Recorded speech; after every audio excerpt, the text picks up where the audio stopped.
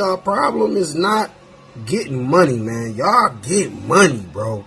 Some of y'all some hustling mom. Woo! I don't want to cuss, but you know who you is. Y'all get money. The problem is what you do when you get it.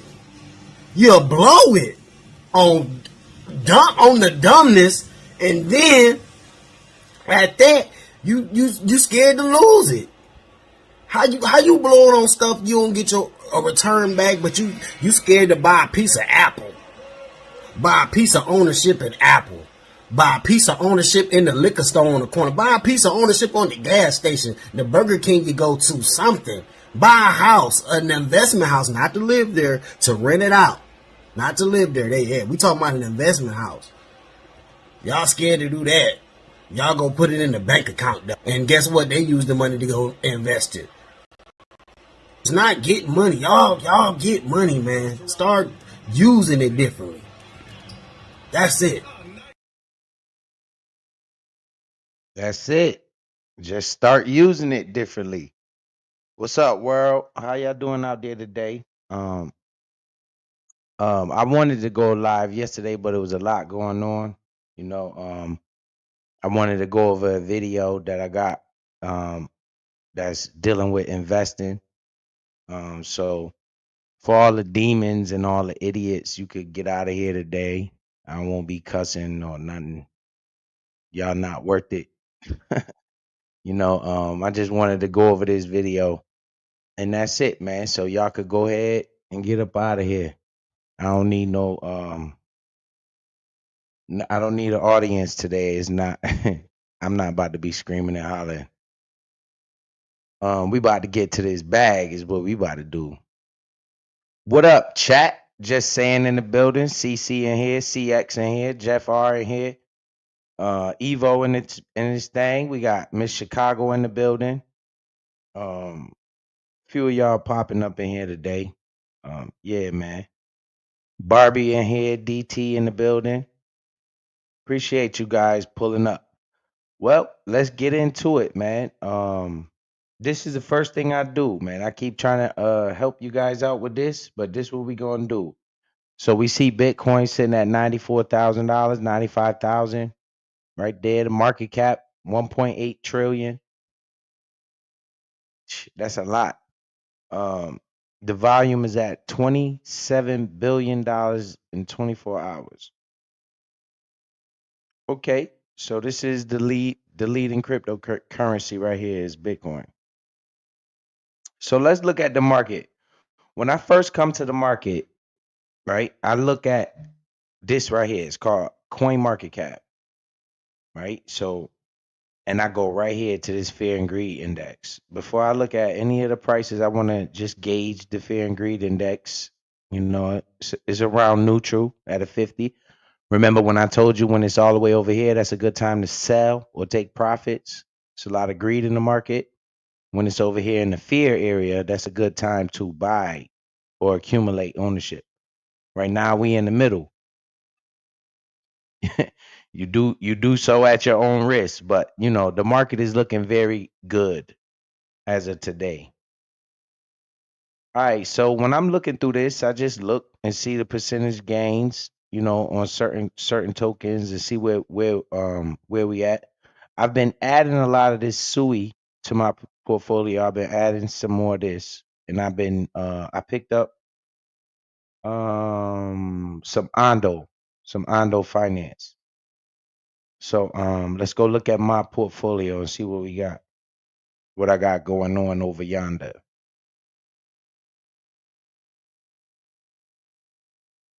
All right, this is my portfolio right here. As you guys can see, I picked up some Ondo, some SUI.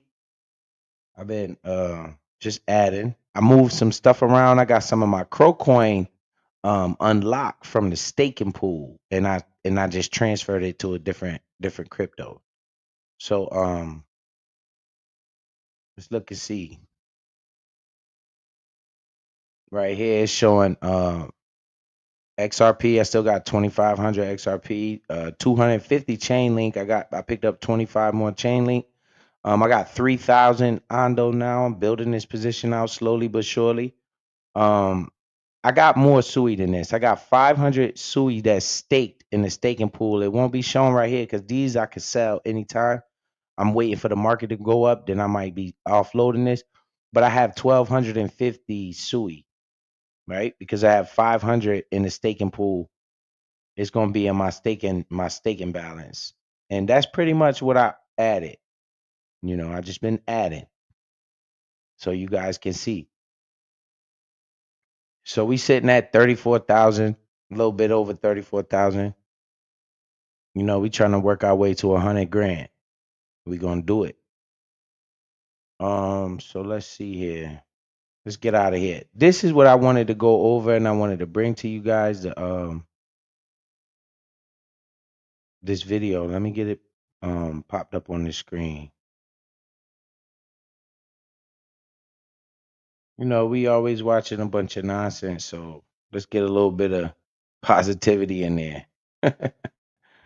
All right, so let's look at this video. This video right here is from one of the channels I like to watch. It's called Diary of a CEO. This guy on the screen right here, his name is Raoul Pal. Right? He's a big time influencer and investor of cryptocurrency, and he's a millionaire. So when people like this talk, I listen.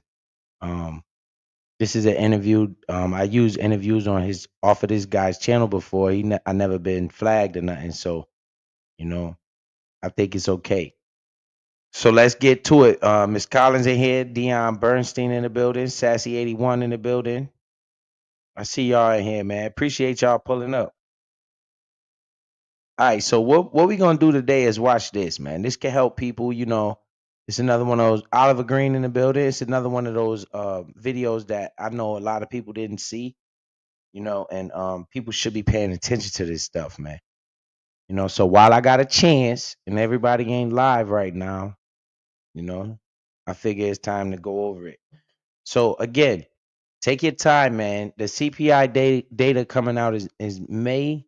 I want to say May 16th or May 13th. It's one of those 2 days. I want to say May 16th though. That's when the CPI data is coming. Those numbers right there will influence the Federal Reserves on these rate cuts. We're looking for rate cuts. If we get interest rate cuts, that's going to send the market, in a bullish momentum, give us more upside. So we just want to be patient, slowly add over time. Don't rush anything. Just keep using that same throwaway money. Stay consistent. Stay consistent on the down days. You really want to buy, just adding to your ownership, not worrying about the money.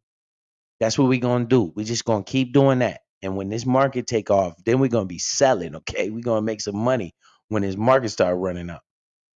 So let's just take a second and look at something positive that, I know it's so hard for people to do because, we're not wired this way. But let's just take a second and pay attention to something that might can open your eyes to something else that's different. We've got about 6 years before everything changes. And we thought money in the bank was safe. We thought our house was safe, but none of that's true. And the moment you put your money and your savings in the bank, you don't own anything. And your future self is getting poorer by 11% every year. And that's a problem for financial security and wealth creation. But I know where the opportunities lie and I've got answers. So could you explain it to me through the context of this? Okay, so Raoul Pal is one of the most influential voices in the ever-changing world of modern finance, unpacking the secrets of crypto and how to build wealth in an uncertain future. people know their futures. They can't afford to buy a house. They have less savings, debts from university. People in their 30s. So this the little intro right here. Let me get through this so we can get the way he really talking about. Let me see if it's right here. So what if you're wrong? We're going to talk about how not to f it up. And then how do I invest in crypto? It's really simple. You're going to start somewhere. So do that and you'll make money. This has always blown my mind a little bit. 53% of you that listen to this show regularly haven't yet. Yo, man, y'all gotta subscribe to this guy, man. He brings a lot of different people on his channel, not just about money. I seen him interview CIA agents. I seen him interview a lot of different people. This dude, I like this guy's channel right here. I recommend you guys subscribe. It's called The Diary of a CEO. Yeah, subscribe to this channel right here. Subscribe to this show. Appreciate that, Timo. I see the $5 super chat, man. Appreciate you, bro. It say salute biz CP3 in the building. Appreciate y'all pulling up, man. So could I ask you for a favor before we start? If you like the show and you like what we do here and you want to support us, the free, simple, I'll do every feedback. Here we go. Well, from a very high level perspective, and I'm being unspecific here, so I'm looking for an unspecific answer. What exactly is the mission that you're on in this season of your life? Like, what are you doing and who are you doing it for? All right, none of this is financial advice. This is for entertainment purposes. You know, just brainstorming, get your mind rolling. You know, it's just for entertainment purposes only. Nothing on here is financial advice. So obviously you do it for yourself, but What up, Cutting Edge? Timo with the $2, man. Appreciate you, big dog. really, I think that I've been armed with tools and knowledge over the years, my 30-year career, that I kind of have a decent sense of where the world is going. Okay, so he said he got a 30-year career in doing this, right? And he's armed with knowledge, tools and knowledge. Remember, I keep saying knowledge is the only thing that they know that you don't. Once you gain the knowledge, then you should be okay, right? Where are you seeking for the knowledge at? You can't be seeking for the knowledge looking in the wrong places. You're not going to find knowledge listening to a lot of bullshit all day. You know, this just biz talking to you now, right? See, I seek this knowledge. I look for this type of stuff. I want to know about what's going on in the world, you know, and how these millionaires make their money. I want to know. So I'm listening to when they talk, I'm listening. Where the opportunities lie and where the risk lies for people. And I can see the problems people are facing, and I think I've got answers. So what I want to do is help as many people as possible in that journey. See, that's what I'm trying to do as well, right? I'm trying to help as many people as I can, you know, turn an eye towards looking at this type of stuff. That's it. You know, just put your mind over here.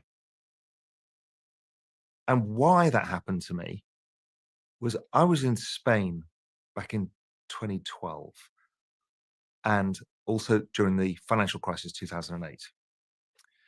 And I was writing macroeconomic research for my research service, Global Macro Investor, and I had seen it coming.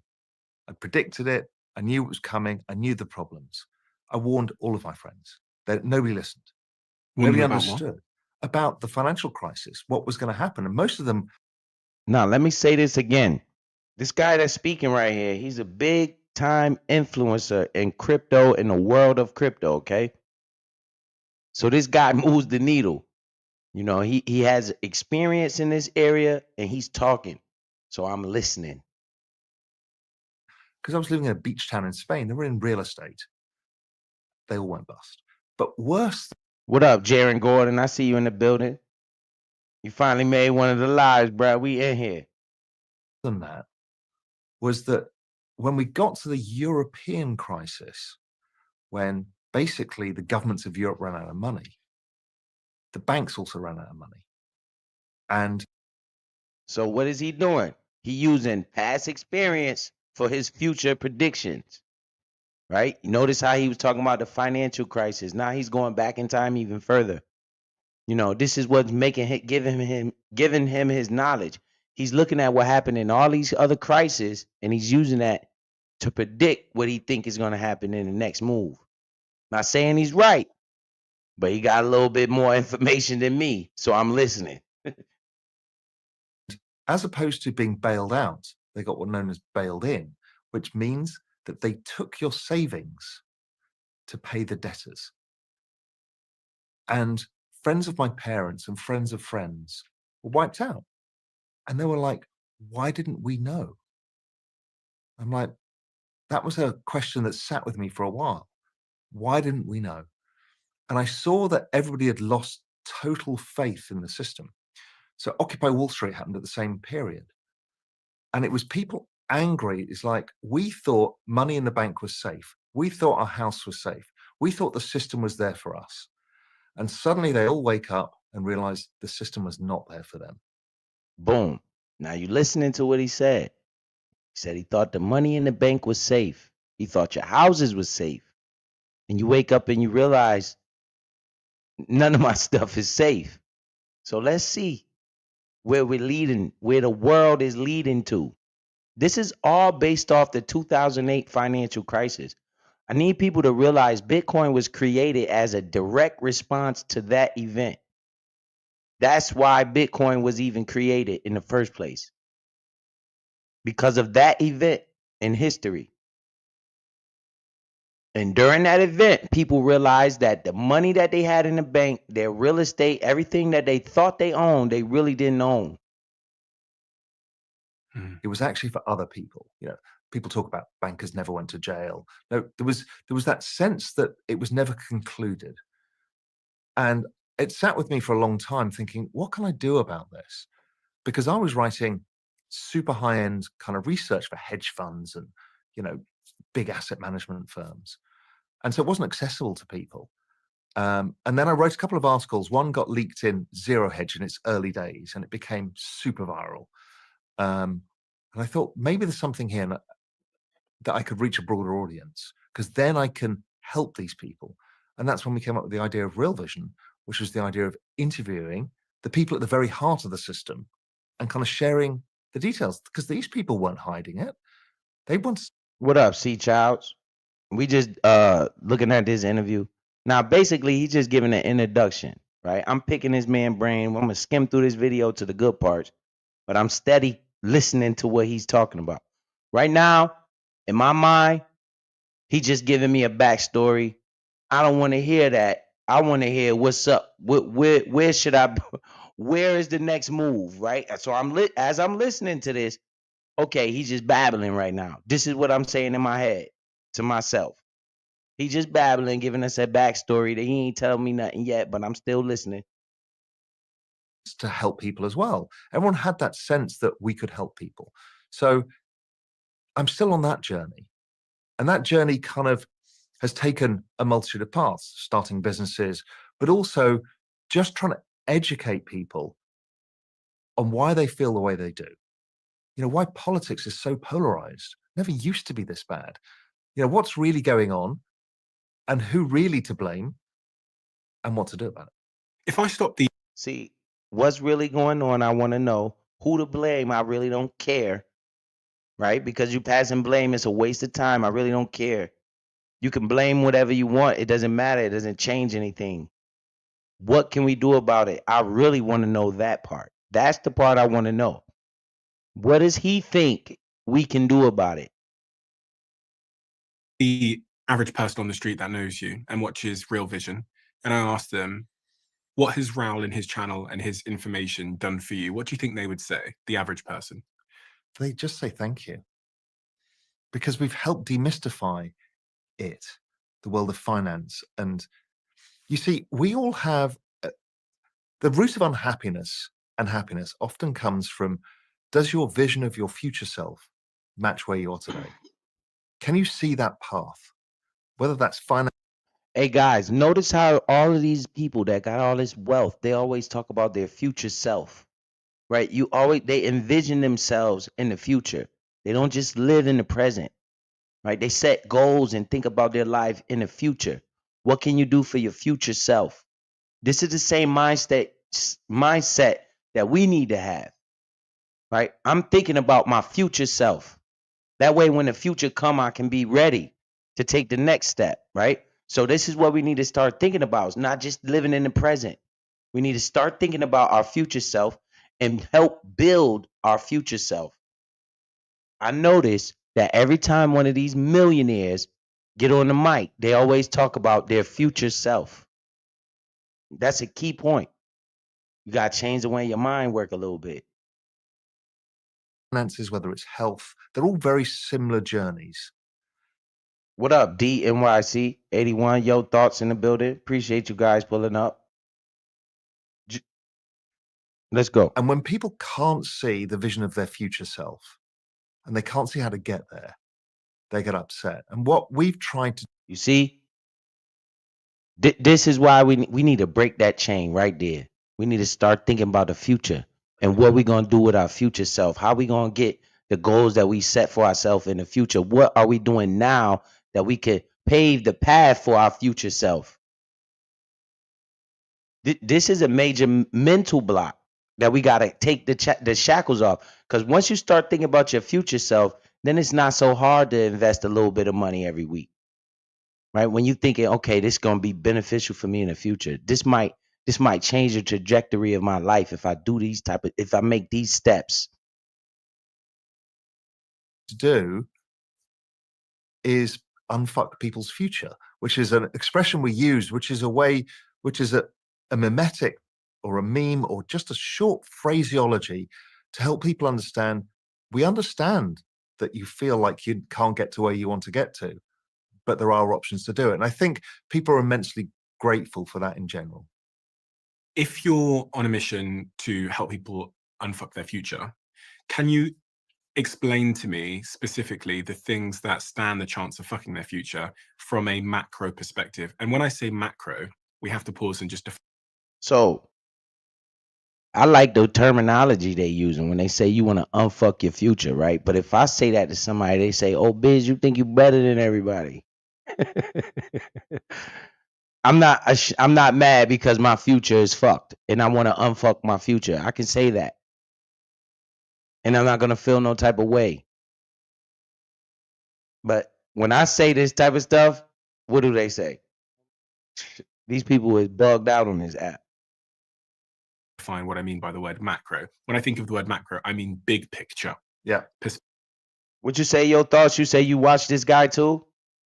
I like this channel, Miss Your Thoughts. This is a very good channel. It stimulates your mind. It makes you think. And it just opens your ideas and your concepts and make you wonder.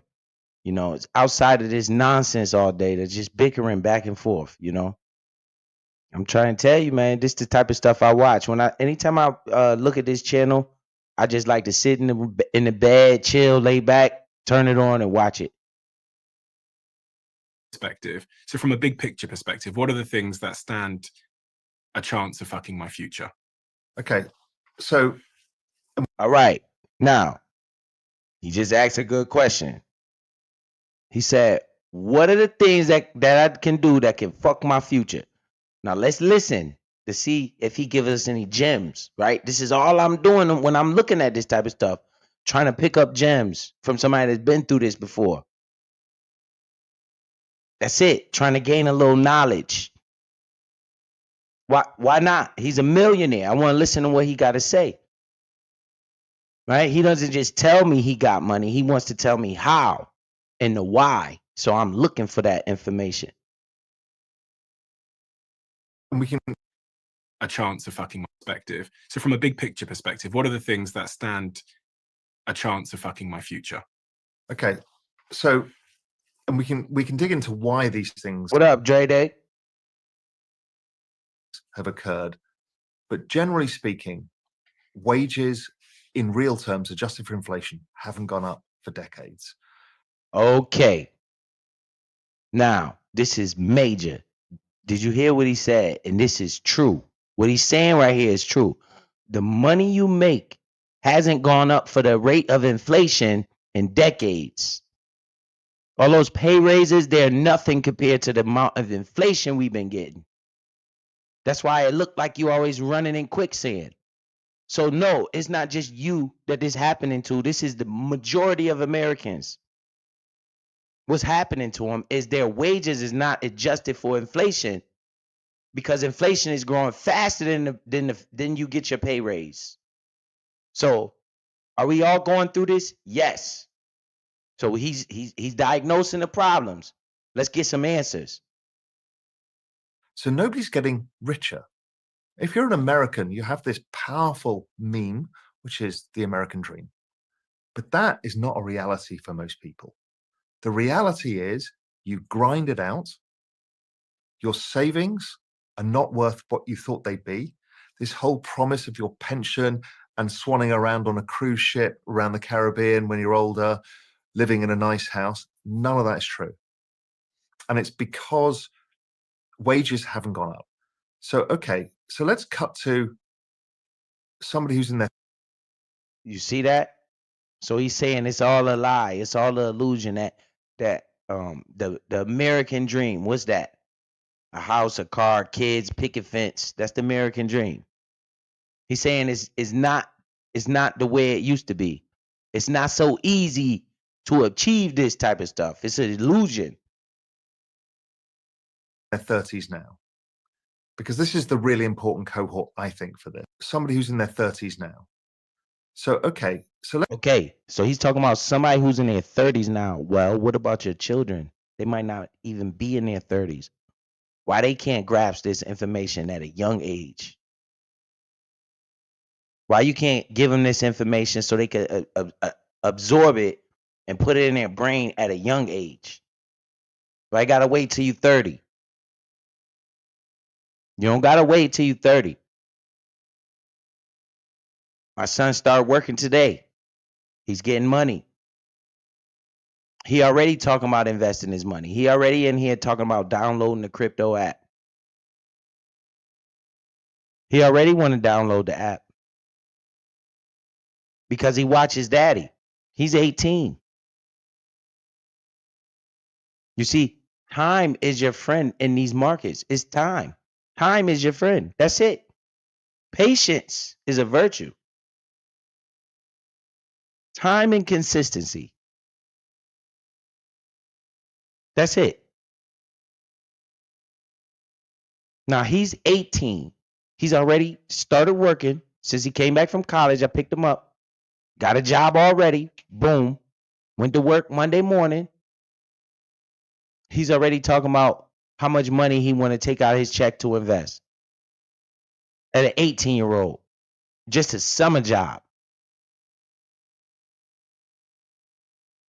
He told me I don't got no bills. I need to invest some of this money. I'm looking at him. You know why he's even talking like that? Does anybody know why he's even talking like that? It's because he see what I'm doing. And I'm not being a punk and not showing him. I'm actually showing him. If I'm able to put it up on live on YouTube, it's the same way I'm showing you guys, I'm showing him. But he sees it's working in real life. He sees what I've achieved through using these avenues of investing. So he's all in at 18 years old. He don't gotta wait until he's 30. He got time on his side better than a 30-year-old. He must stay consistent. This is why I want him to experience the market. I want him to see the ups and downs of the market so he can get it. And he'll understand for himself. This is what we need to be passing to our youth. All the rich people, all of them, they investors. Every single one of them. It's not one of them out there that's not invested in these markets. I don't understand what you think this is.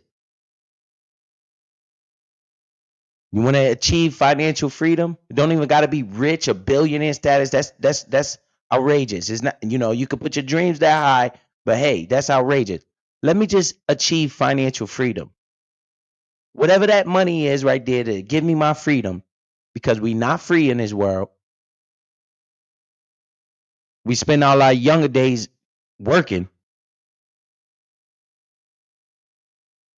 This is not what God intended, for us to just be working. I guess you could blame Adam. We can't enjoy our life. Then the life they give us, the retirement, quote unquote retirement, you 65 taking all type of medicine.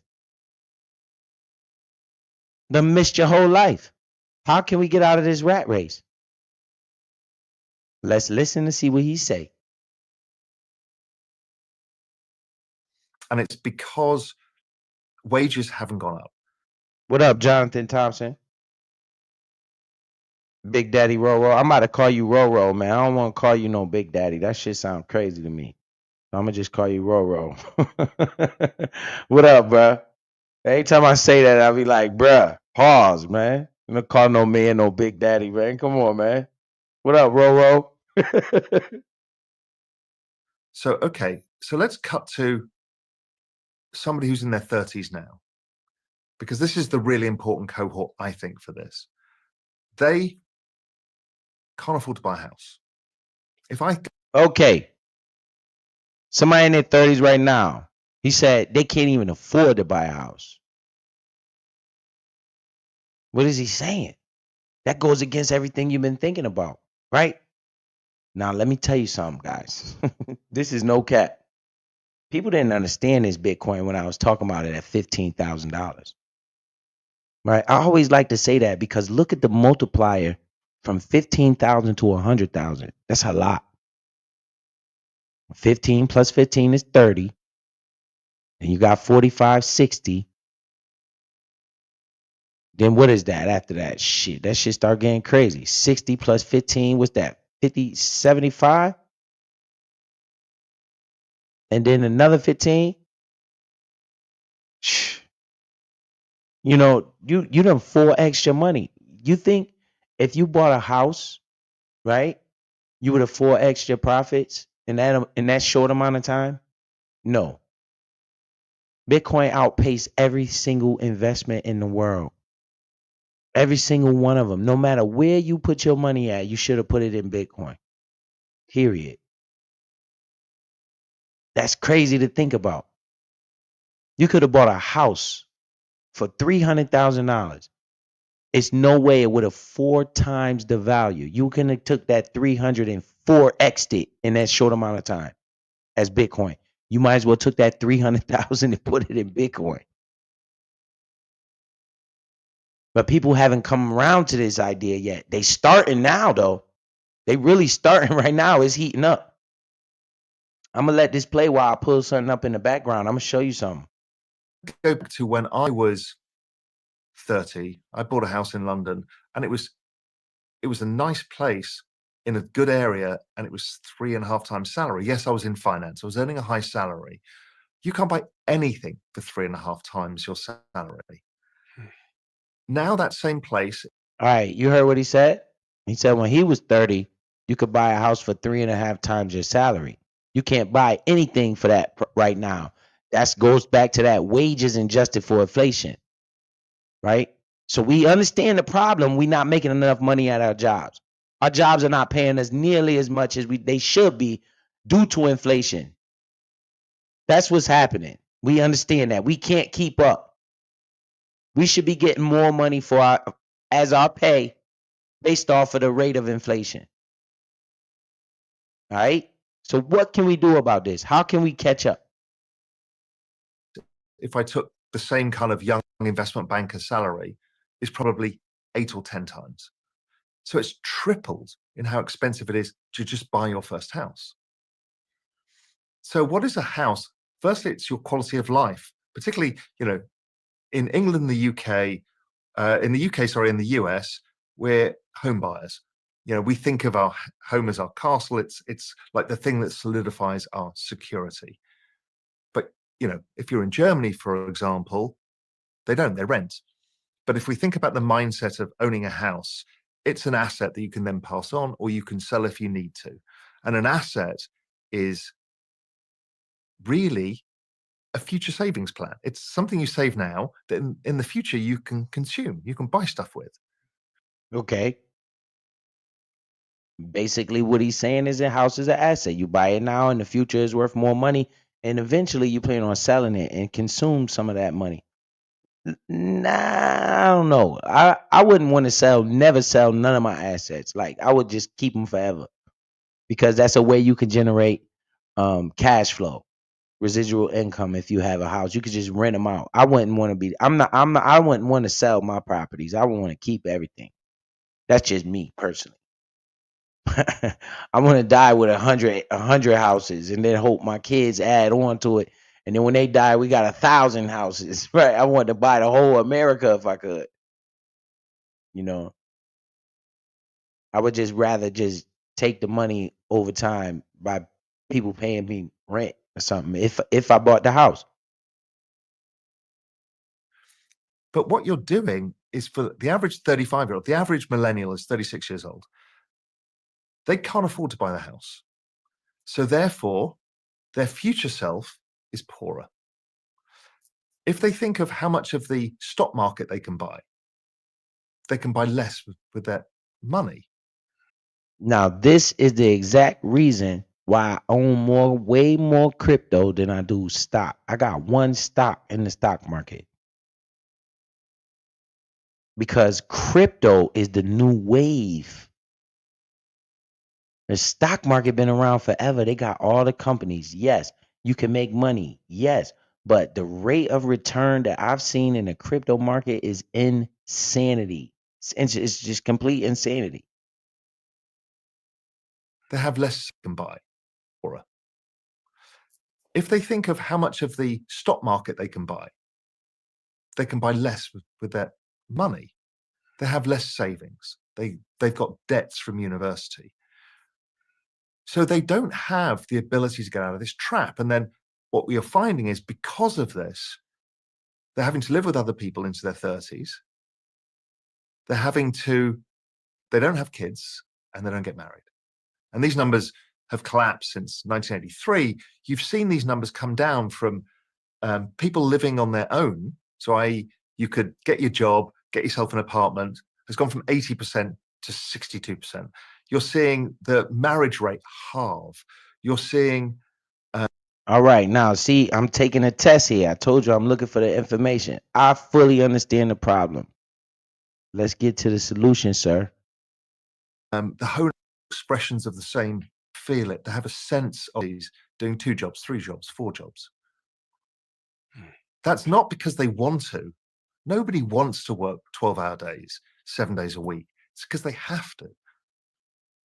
And their parents, the baby boomers, who are in their 70s and retiring, never had that. They were the richest generation the world had ever seen. So this is the first generation that won't be as rich as their parents. And that's a weird thing because we're all used to human progress, the American dream. Class people, and I'm stats about a 30-year-old today. A 30-year-old in 1983, 85% of them lived on their own. They could have 60 rate, 7% now. People can't change what's happened. What a See, more I'm difficult 30 years okay. old-ish. yeah, It's to his be turn like to their talk. parents. So I am 30 years old-ish. Yeah. I like to hang on to 30 for as long as I can. What advice would you give to someone like me that's my age, or maybe even younger, mid-20s, as to how to play the game over the coming years to make sure that I don't find myself in a position where I'm having to work 2 jobs, I'm poor, I don't have assets, I don't have anything to show for it? Like if you take it right back to being like maybe, let's say, a 20-year-old, a 25-year-old, how do you play the game? And when I think about this, I'm thinking like wealth creation, how to then preserve my wealth. Like, what's the game? So the first part of the game is income. Okay. The first part of the game is income. So we all need a source of income. A man don't work, don't eat. That should be understandable. So if you got a job and you're not making enough money, that means you need more income. You could either get a better job paying more money or get another job, but you need more income. And he's starting off at 25. So he's telling you the first part you need is income. Okay. Without income, you don't have the cash to do the other things, to invest or Boom. The first thing he said out of his mouth was to invest. He said, without income, you don't have the cash to do the other things, like invest. Right? So you need enough income that you can have that disposable cash that you can invest. So the number one thing you need is income. to look for opportunities. So first thing is income, cash to do the other things, to invest or to look for opportunities. So first thing is income. But even that's changing in how we earn incomes these days.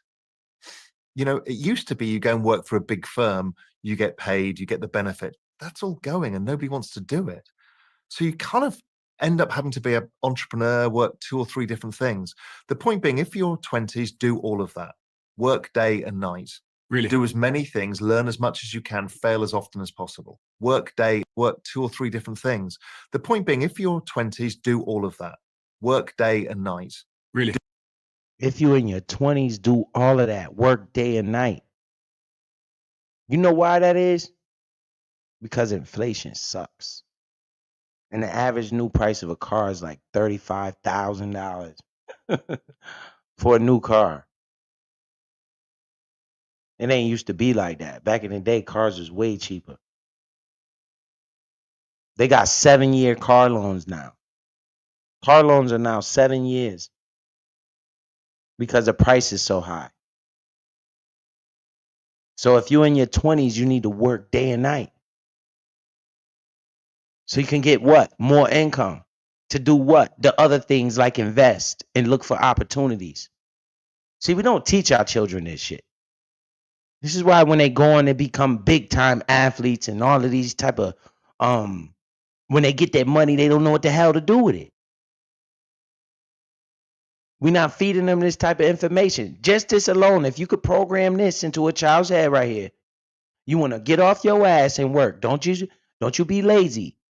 If you're not making enough income, you need to make it to where you get enough income in your younger years. And why is that? Because of inflation. Now, what do you really want to do when you're 20, in your 20s? What you want to do? You want to party. You want to go out. You want to have fun. Those years are now not yours anymore because of the way inflation is fucking us up. Right? You can't do nothing about it. You can help your children, though. You can help your children, though. All this partying and shit is nah. We need to be focused on building wealth. You know why? Because I give up my 20s to be free by the time I'm 35. And I could travel and do whatever the hell I want. See, we in it for instant gratification. This is why you got to think about your future self. You got to get the income in order to do the other things, like invest. You see, and what happens is we don't teach our children this stuff. And then guess what? They all jacked up. They all jacked up. And they don't know what to do with their money. They spending it on the wrong stuff. They like going out to party and doing all type of stuff. See, listen to this. 18 should not be considered grown, legal, or whatever it is that you call it. Baby, I am 25 years old and I am still paying for the consequences of my actions when I was 18. What the f even is that weird age? Hey, oh, when you turn 18, you're legal, you can do whatever, and our dumbasses listen to that. I wanted to be 18 so I can go have fun, and then, the next age is 21 so you can buy alcohol, but baby, I've been buying alcohol since. But yeah, 18, 19, 20, 21, I was having a ball, fun, big fun. And now I'm 25, and I'm like, what the f is going on? At 18, I should have had my head in the books. I should have been studying credit. I should have been studying finance, business, all of that. I should have been figuring out how to budget, how to buy a house. Nah, I'm on top of cars, twerking, drunk, going out to eat every day, spending my money on whatever it is that I want to spend it on, and having that, I'll make it right back mentality. No. Why didn't somebody stop me? Like the grown-ups before us they finessed us because they kind of made it look easy. So we ain't know. Well, I ain't know. And now, baby, I'm depressed. You see that? This is why I know I'm right. And you see this guy that's giving this interview, that's the one that get interviewed. Guess who he's teaching this information he know to? His kids and his peers. 9 times out of 10, they don't look like us. They don't look like you. What are we doing? Running around here fucking off. That's what we do. Where's the disconnect? So we got an example of a man saying, yo, in your 20s, you're supposed to be grinding. You're supposed to be getting that money, all this partying and all this shit. Then you got the example of the black woman, the young female, 25 years old, saying what she wished she would have done. You see, this is the mindset we got to instill in our youth. We can't let the tablets raise them. And the phones, we can't let that stuff raise them. It warps their minds. It's not teaching them this stuff. You think this stuff is popping up on their feeds?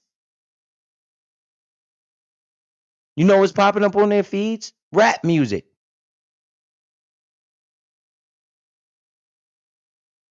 News events.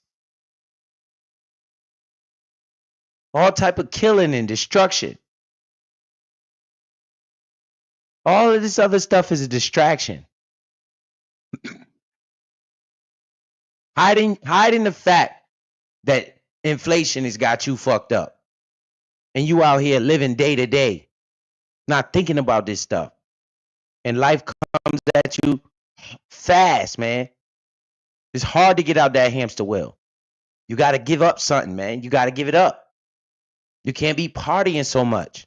It's okay to party every now and then, but not every weekend. Some of you party too much. You could turn the music on in your house.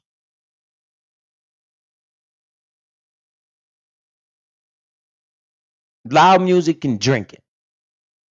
And then fighting after the club, driving home drunk, DUI, court case, all that dumb shit. Come with that. We need to fix the minds of our youth. Because we can't do nothing about yours. Yours already gone, but we could wake it up. We could say, yo, listen, this is what these people were doing. And they're teaching their kids to do this. And this is why you see them 30 years old with fucking skyscrapers. They're 30 years old and they got 5 or 6 properties. And what do we got? Malt liquor. Dice game. And we blame everybody else. We blame everybody else. He's telling you. He's telling you right there. You got to get the income. That's number one. What you going to do with it? We going to do this. This is what we going to do. We going to invest it. Okay. Okay. Now we on to something. Get the income. Go get your ass a job. All this hustling shit, that shit ain't going nowhere. You got to get legitimate income. That's the first thing you need to do. You think these people can't sell drugs? Everybody, we all can sell drugs, bro. That shit ain't getting you nowhere. You don't got no paper trail on that. You need a paper trail on that money. If the job ain't good enough, you got to get your credentials up. Go back to that trading and coding in schools, huh? Go to trade school, become a plumber. You got to get up off your ass. We got to teach our kids this stuff. We can't feel sorry for them. We got to let them know, look, you want to be an electrician? What you want to do? You're going to do something. I tell you what you ain't going to do. You ain't going to run up out of here with your friends all damn day. Once they holler about they got their own money and they ain't got no job, you already know what time it is.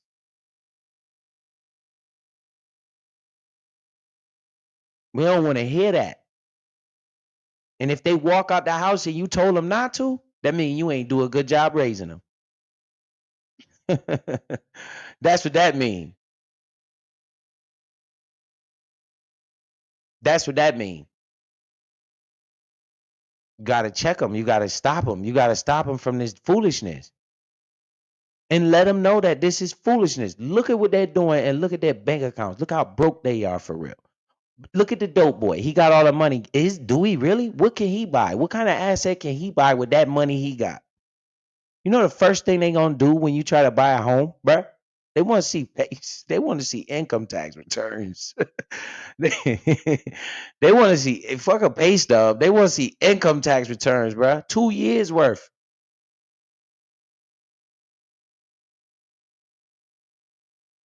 What you gonna do? The minute you spend over a certain amount of money, the Fed's looking at you. Where you get that money from? You better have an inheritance. You see? That's why that money ain't no good. That's why they go right to the, you got to get the income right. We got to teach them to get the income. They got to get credentials behind their name. This is not an option.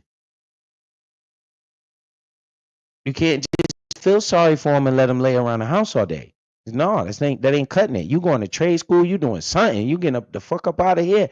If you gonna mess your credit up, We're going to use your credit and put you in trade school with it. You're going to be you're going to be something. So let's get back to the video. What up, Frank Nitty? Do it. So you kind of get comes these days. You know, it used to be you go and work for a big firm, you get paid, you get the benefit. That's all going and nobody wants to do it. So you kind of end up having to be an entrepreneur, work 2 or 3 different things. The point being, if you're 20s, do all of that. Work day and night. Really? Do as many things, learn as much as you can, fail as often as possible. What about what? Now you hear that? What are we telling our youth this? Or are we saying to our youth, oh, they just young? Look at how he think. We gotta break the chains. Look at how he think. And look at the way he think, what it got him.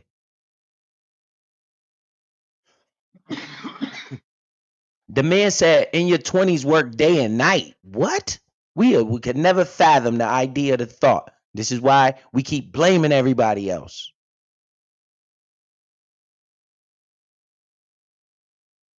That's crazy, right? The mindset is all it is. It's the mindset. Work-life balance in your 20s. Fuck it. Can fail, do all of that. Work day, work 2 or 3 different things. The point being, if you're 20s, do all of that. Work day and night. Really? Do as many things, learn as much as you can, fail as often as possible. What about work-life balance in your 20s? Fuck it. That dude said, what about work-life balance in your 20s? Listen to his answer.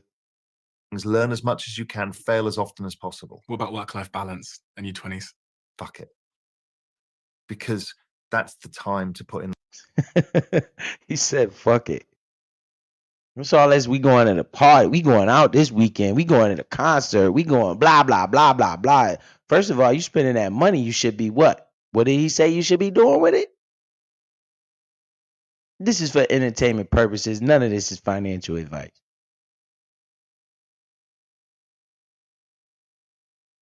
All this splurging on all these different designer clothes and shit.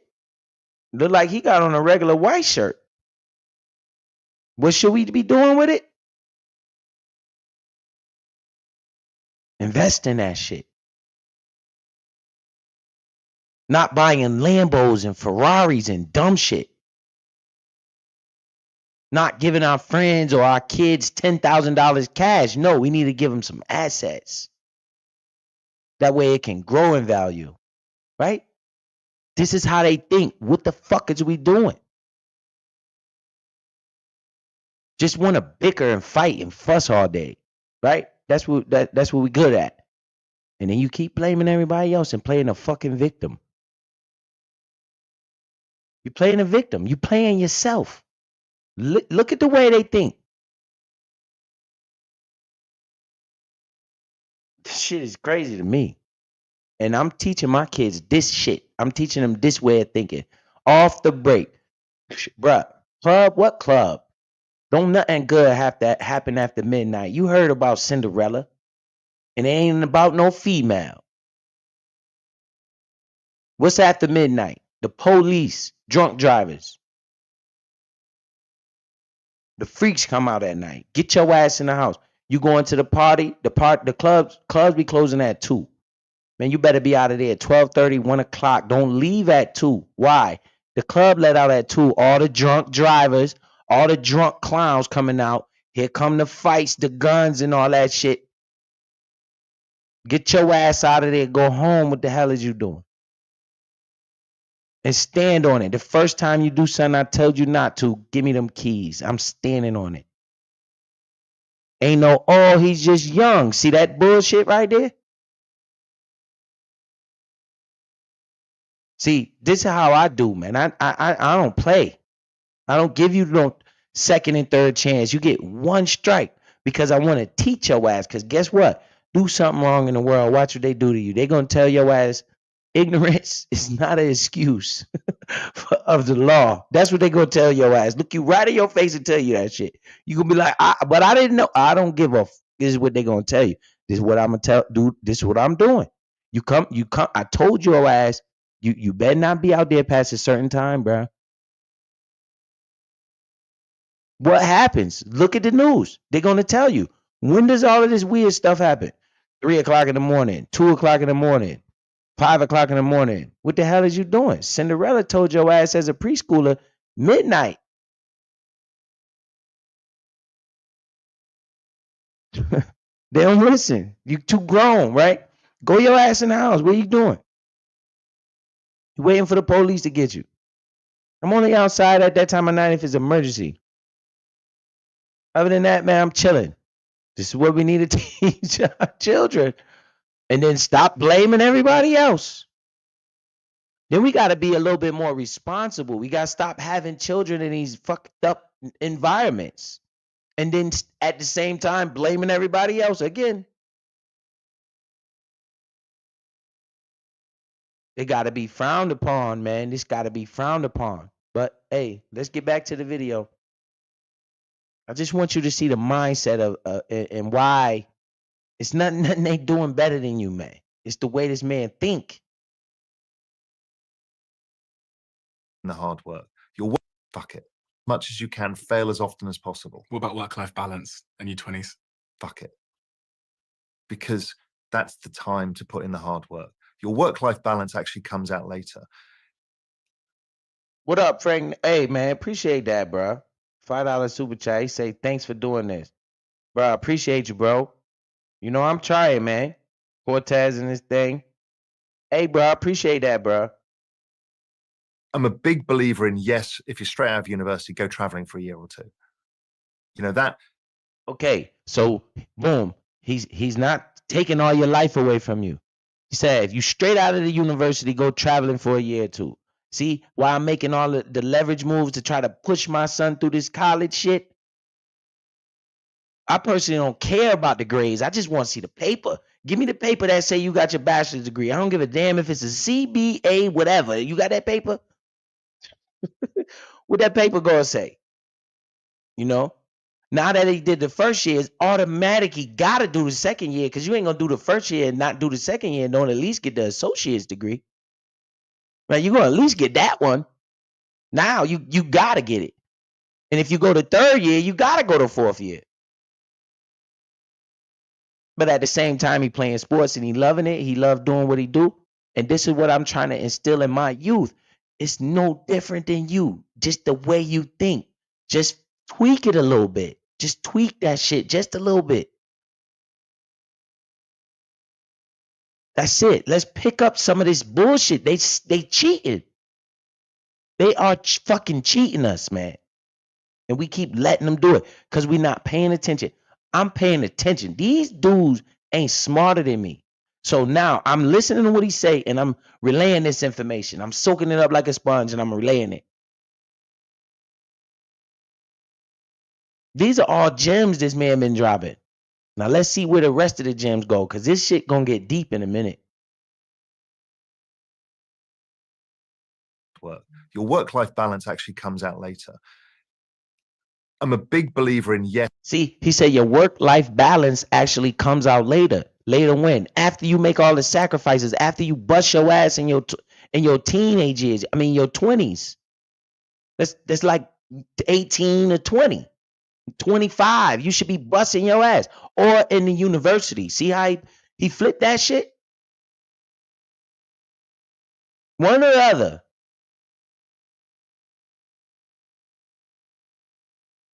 Yes, if you're straight out of university, go traveling for a year or two. You know, that A, gets rid of the pent-up need, but also gives you a much broader perspective on the world than any other single thing that you can do in your life. After that, you get your head down, and you get your head down probably till your mid-30s. Okay, so when you say get my head down, I'm guessing one of the most important things in that season of your life is knowledge acquisition. Yeah. And then if that's true, then the next question is, what type of knowledge should I be acquiring to set myself up for wealth in the future? Because I could go acquire knowledge of, you know, how to clean a toilet or how to be a gardener. But what is the most high returning knowledge? For me, it is firstly be an expert on something. Okay. You see where them credentials coming at? He said, for me, the first thing is you got to be an expert at something. An expert at something. Mechanic, you better be a fucking expert. Electrician, bruh. You heard what he said now. You got to be an expert at something. Why would you want to be an expert at it? Because that means your ass going to get paid forever if you that expert at doing whatever you do. Expert barber. Whatever you do, you need to try to do the best you can. Okay? So we got that.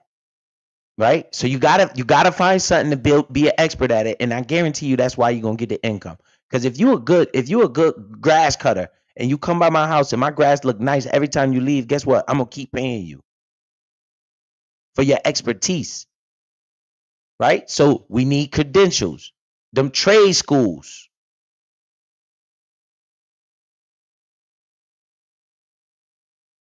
This is what we gotta teach our youth and get them off the fucking iPad all day. We got to do this. We got to do this. And then we can teach them so they can do this with their kids. This is what they do. This shit is taught in the household, man. This shit right here is taught in the household. We got to break the chains and stop blaming everybody else. We cannot blame everybody else. I'm not blaming nobody. I did enough blaming people. I gotta take responsibility for what can I do now. Fuck all that. It was because of this. So what? None of that matters. Today matters. The sun is up in the sky. The sun ain't waiting for you. You gotta, what Miss Yo Thoughts always say, you gotta make some move. Like, you gotta stop pitying yourself, man. And stop thinking about all that stuff that you can't change. And worry about what can you do change. And they don't never think about the past. Listen to these fucking guys, man. You got to dissect this shit. This man said, your future self. He ain't talking about nothing in the past. But they did this and they did that. And they took us off boats and chains. You worried about that.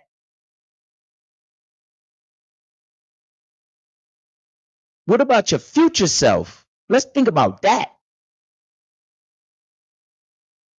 Let's make the steps today for that future guy that you're going to be. Because I don't remember the last time I woke up and it was the day before yesterday. Never happened. Let's keep going. Okay. And then a generalist on as much as possible. Okay, you want to be an expert at something and a generalist in as much as possible. Okay. Right. Be that expert because some See, like me, I got that credential, CDL. It's not a doctor, but it's an expert at driving. That's what that means. So when they say you're not a boss and I tell them I'm a boss, there's a reason why I say this stuff. No, I don't got a Fortune 500 company and none of that. But that credential in my pocket makes me an expert at it. Therefore, what does that mean? I could go anywhere. That's why I say I'm a boss. The only one can stop that is me. DUIs, getting in trouble at off the clock, in my car, acting stupid, doing burnouts. I'm the only one who can stop this expertise. Because that CDL with that good driving record, that shit go anywhere. So when I say I'm a boss, that's what I mean. I got that expertise in my pocket. I can do what I want to do. You see? You got to get that expertise. If you become a master electrician,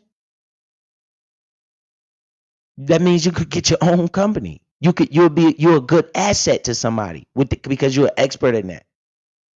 Then you be a generalist at other stuff. But that's what I'm saying. We got to teach our kids this. Get off the street, man. That shit ain't nobody out there, bro. And they gonna tell on you. You can't watch court. The court is everywhere. Watch First 48 and then keep going out there on the block. Watch Fresh 48 and keep going out there on the block and think that shit ain't gonna happen when they get in that. As soon as they hit the door, maybe I should review one of those one time when they get in that interrogation room and they just start yapping.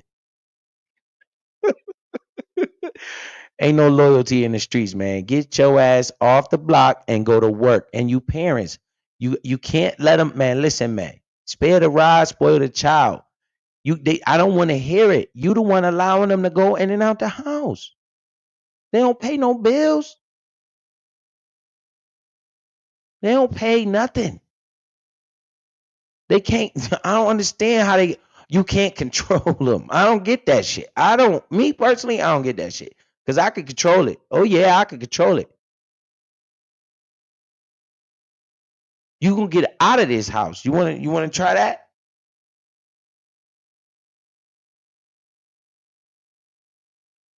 And you gotta catch them at a young age. Don't wait until they 15. This is what I was talking about the other day on KB's panel. You don't wait until they get so old. The book say Jesus left the house at 13, man. You better pay attention to that. Better pay attention to that. Don't just think about just Jesus. That's when you get of age to think. For real. You got to get them before that. Because that's when the cartoons are working on them. At that, and you think they ain't working on them. Them cartoons you put on your TV, oh, they working on them. They working on their brains.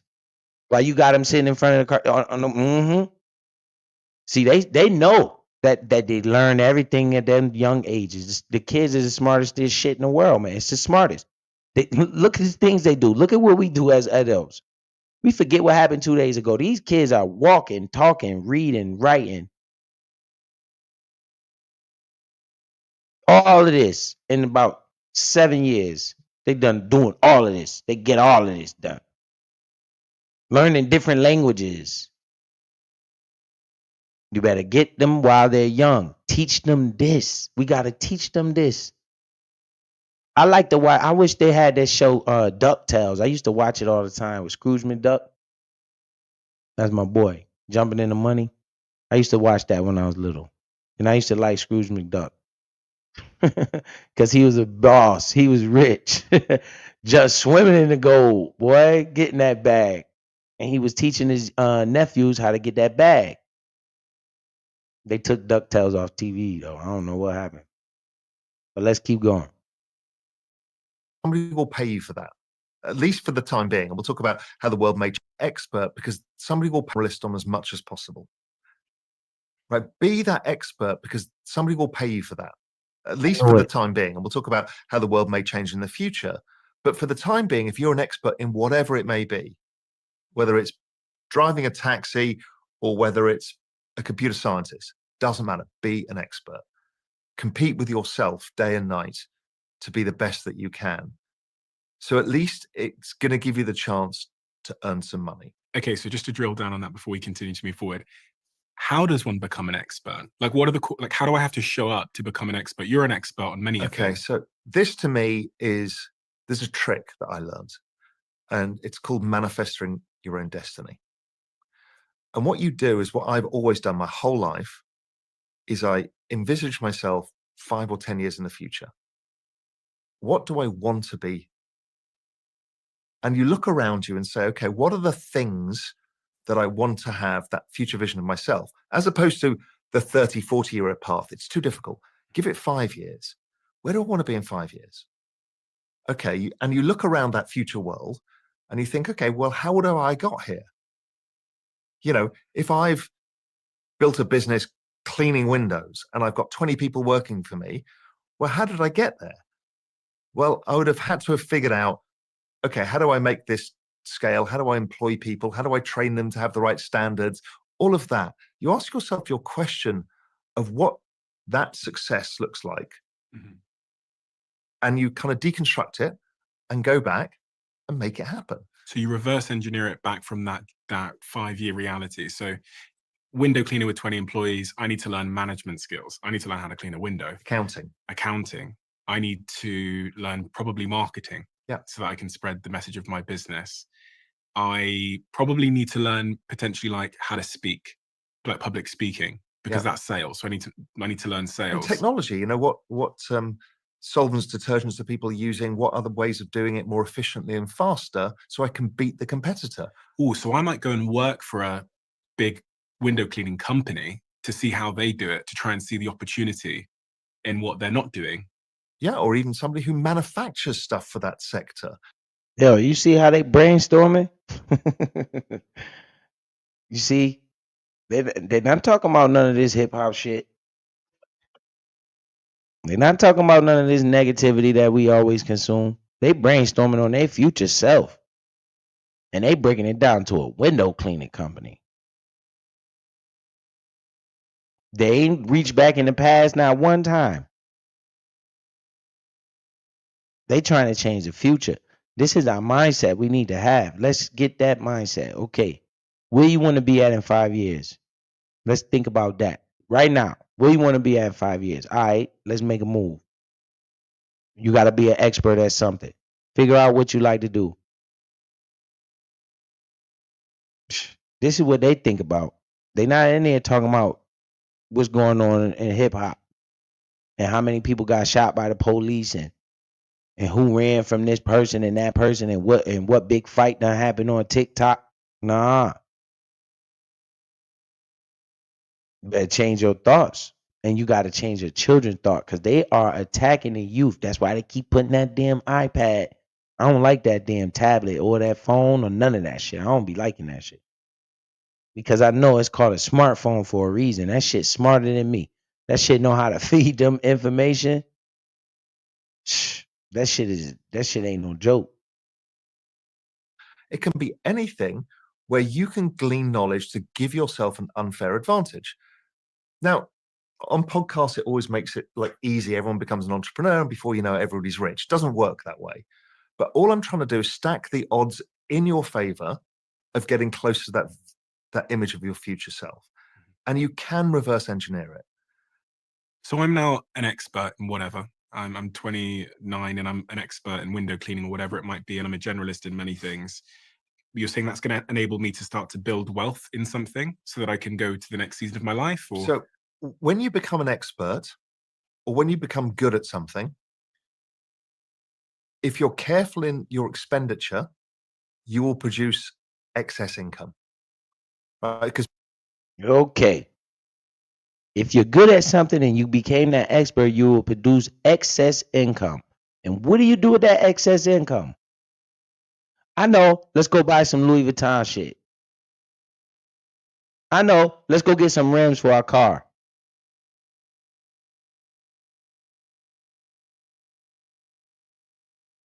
You see? Let's see what we do with that money. because people are going to pay you for your expertise, excess income. If you're careful in your expenditure, you will produce excess income, right? Because people are going to pay you, you will produce.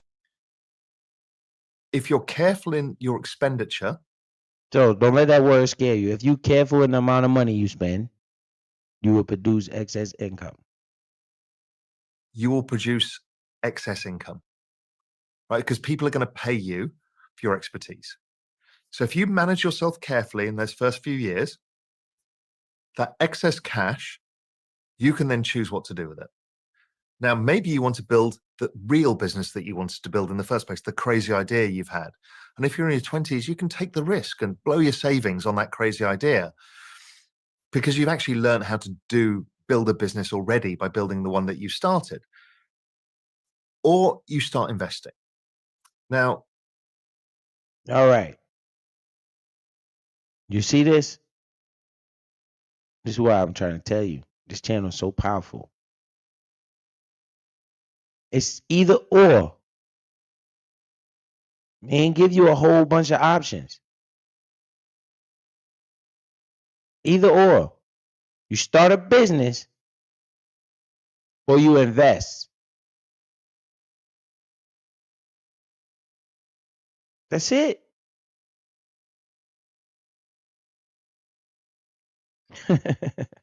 Either or. Either or. You pick.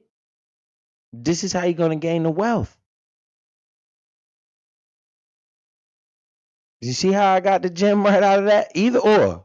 You start a business or you invest. What if you start a business and you invest the money you make from the business? How you gonna start that business? Think about yourself in 5 years. Let's work back. Let's become an expert at something so we can start that business. Let's go, like he said, let's go work for somebody, get our experience up, learn as much as we can, figure out how they do things, and then go start our own shit. At the same time, we're making money. The money we're making, we're building up that bag. To do what with it? Go buy a car. Let's go buy a brand new Mercedes off the lot. Let's go do that with the money. So we can show our friends we got a nice car. That's a good idea. What you think? No, that ain't what he said. He said, what you gonna do with that money? You gonna use it to start a business, take a risk and start a business, or you gonna invest? This is not financial advice. We don't need to be going by all these nice luxury shit when we don't got the money for it, y'all. We setting ourselves up for failure and we keep blaming everybody else around us. I don't know a person around me that don't have a pair of Jordans. I don't know one. I don't know one. I don't know one person that doesn't have any Nike apparel. Not one. So that means you got money to invest or start that business. The world of investments was this world of weird financial advisors, and they would tell you some things like, What up, Kevin Ellis? I see y'all in the chat. Jenny Velez, I see y'all here. well, you do this, and then you're a 25-year-old. In 45 years' time, you'll get some money. I mean, fuck that. I mean, what am He said somebody told you when you do this for 45 years and while you 45 years old, you gonna get some money. He said, man, fuck that. You see? Let's listen to him. I going to get out? 40, like, well, you do this, and then you're a 25-year-old. In 45 years' time, you'll get some money. I mean, fuck that. I mean, what am I going to get out of it when I'm 65 years old? I suddenly get a lump sum that I've spent my whole life saving for. I don't feel it. I've got no emotional attachment to my pension plan. And I've got real world problems to solve. I can't buy a house. I can't get married. I can't have kids. So I need to solve these in a shorter time period than my pension. My pension. He said he can't buy a house, he can't get married, he can't have kids. Why you think he's saying that? Because he ain't got enough money to afford all that. Damn, he thinking about that. We just pop him out and get welfare. And then blame everybody else. You see the way the mind think? You see the way the mind think? Who teaching us to think like this? This is the trick of that iPad, giving it to the baby at that young age. They putting these seeds. I'm telling you, you should watch some of them cartoons. Like I was looking at SpongeBob and I just started thinking about it. Bikini Bottom and all this shit. You got crabs and shit in the Bikini Bottom. That shit crazy. That shit weird. It's like a hidden meaning in that shit. I was looking at that and they show that to who? Kids. Was suitable for a different generation that just needed enough after they stopped working. So I got to solve that. And the answer is investing. Then most people. Okay. The answer is investing. My pension was suitable for a different generation that just needed enough after they stopped working. So I got to solve that. And the answer is investing. Then most people roll their eyes and go, oh, really? Stocks? Yup. You see, he said most people roll their eyes. Boy, oh boy, where's the disconnect? But that's the answer. Some bonds, it's boring. Yeah, but the world has changed. The world has changed in many, many ways, but it's offered us opportunities, whether it's investing in technology, investing in crypto, that gives us much higher returns, stupidly higher returns in shorter periods of time. Investing in crypto and technology. Okay. Because the world is changing. I don't know whether you know it or not, but I don't use cash that often. A lot of people purchasing everything off the internet. Amazon making big bread off the internet. I don't know about you, but I'm not using cash that much. So what does that mean? Money is becoming digital. Well, Bitcoin is digital gold, whether you like it or not. The United States seem to think it's okay. And let me show you guys this. This is a good time to show you this.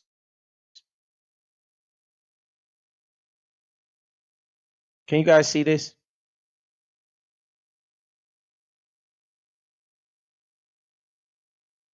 They spent $84 billion to buy Bitcoin. You see, the world is paying attention. Let me put this on the big screen for you. $84 billion to increase his Bitcoin supply, and you don't have a dollar of it? Are you sure you want to do that? 84 billion? That's crazy. That's crazy. And they run around here and scream all these people's names because they got $1 billion. You don't even know this man. You better get to know this man. You better write this man's name down. Okay? $84 billion worth of Bitcoin at today's prices. I can't believe what I've seen this. What's the information you taking in? Why are these big ballers, shot callers, spending all this money? This company, MicroStrategy, he's leveraging the company and buying straight up Bitcoin with that shit. Why are they doing this? You better do some research. And I ain't even tripping. Me personally, I ain't got to do no more research. I'm seeing all these people putting all this money. I'm seeing United States. The research you don't even need to do. Seems like somebody's been doing their research already and they all agree. Whether you like it or not, whether you think it's a scam or not, it doesn't matter what you think. It really doesn't matter. The United States is setting up a strategic crypto reserve. What is that telling you? Who did the research for the United States to think it's okay to do that? Then you see this shit like this coming across your timeline. Or is it? Or is your timeline flooded with nonsense that can't help you at all or give you any kind of insight? But, that's neither here nor there. Let me get back to the video. Go back to the video.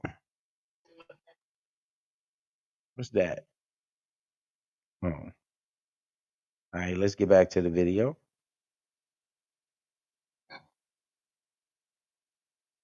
We gotta wake up, man.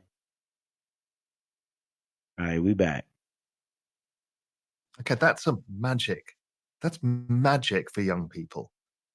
It may be too risky for their parents, but if you're young and you can take some risk, okay, here's your chance. So now you can build a business, use some excess savings, put them in investments. Now you're on the path. So let's get on to investing then. But just before we get on to investing, I was playing through the different sort of personas of my audience, and I was thinking that some of them are working really, really, really hard at the moment. They're doing, they might be a cab driver, they could be, doing some sort of manual labor.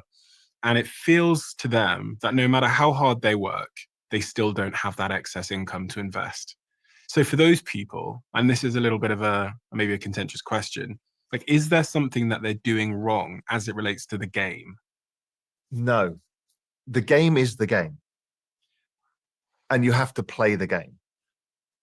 So, okay, so maybe you don't have thousands to invest. I've seen many, many people in markets like crypto go from $500 to $500,000. Now, all right, now that's risky as hell, but yes, that has happened many, many times. Somebody invests $500 in some crazy ass crypto and they hit, and that shit made them rich. That happens, but that's very far and few in between. Don't think like that. That's very dangerous, very risky. Okay. there's a lot of people. to $500,000. Now, there's a lot of people who don't either. But all I'm saying is the opportunity is there. You don't need to bet your house. You don't need to have huge savings. You just need to focus on what you're doing, understand how to manage risks a bit, and how to look for opportunities. And it's the Okay. You understand? Let's run that back. Let's listen to him again. opportunity is there. You don't need to bet your house. You don't need You don't need to bet your house. This is why I always say use throwaway money. See? Money that you're going to waste on foolishness. This is the money you use to invest. to have huge savings. You don't got to have a lot of money in the bank. Everybody think you got to have a lot of money in the bank. You don't. You got to start somewhere. You just need to focus on what you're doing. Focus. Don't give up. Pay attention. Be consistent. Focus on what you're doing. Just because the market go down, so what? Stay focused. It's not financial advice. Understand how to manage risks a bit. If you that worried, you risking too much. Understand how to manage your risk. Don't stress yourself out. Never invest money that you think you're going to lose. Use money that you don't care about. Throw away money. And how to look for opportunities. And look for the opportunity. You know how you look for opportunity? You follow the trend. What's the biggest trend going on right now? Cryptocurrency. It's coming from the White House. Okay? It's the self-teaching is how do I become that guy who's got a $500,000 portfolio, considering I've only got $500 today or $1,000 today? Is that possible still? Very much. so. Haven't I missed the boat? No. No. It's happening again right now in meme coins. This is fascinating. People watching this will go, oh, what a bunch of nonsense. These are coins, tokens. We'll talk about blockchain and this later. But these are investments based on a meme. Joke. A joke. Something that grabs attention on the internet. And you can bet on those. Well, what is that? That's about betting on attention itself. If you think about a business like Facebook or Google or any of these, Twitter, they're all based on attention. And now we can bet on attention. Do people find that funny? Are they going to find it funny in 6 months' time or 6 weeks' time? And we can bet on this stuff. Okay, this is the super speculative end, but it's also very cultural. It's not about investment bankers. It's not about gatekeepers. It's about you pitting yourself thinking, is this going to catch on viral? And if it is it going to grow bigger? Now, some of those might do 1,000x in 6 months. Now, 99% go to zero. But all I'm saying is returns are there. And then you've got different levels of return. If we look at Bitcoin, well, actually, let's compare it. The S&P 500, and this will be an important number later. What's the S&P 500? That's the US stock market. Okay, the S&P 500 is U.S. stock market. So he's talking about the S&P 500. First he started talking about Bitcoin. So now he's about to tell you about these returns. It's the broadest measure of the stock market, and you can buy shares in it. Now, that grows at about 10% a year. So he's saying the S&P 500 pretty much grows at about an average of 10% a year. 11% a year.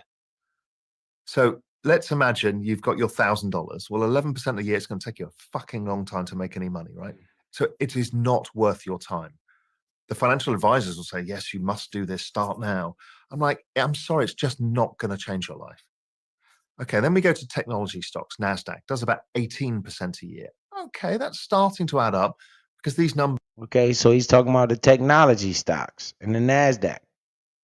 18% a year. Compound after a while. You know, it goes from 1,000 to 1,200, and then it's another 20% on top of that. 20%. These numbers add up fast. Bitcoin, since 2011, been 145% a year. Now listen to that. And they keep telling you Bitcoin crashing. 145% a year. This is what it's been averaging. Return on investment. You understand why I keep screaming this Bitcoin shit? It's the fastest growing asset in human history. Is nothing faster. Nothing. You're buying a piece of the blockchain everybody wants in right now. America is just now buying this shit at 100 grand. What do you think it's going to be at in 10 years from now? You think it's still going to be at $100,000? I do not, under any circumstances, think it's going to be that cheap. Notice how I said cheap.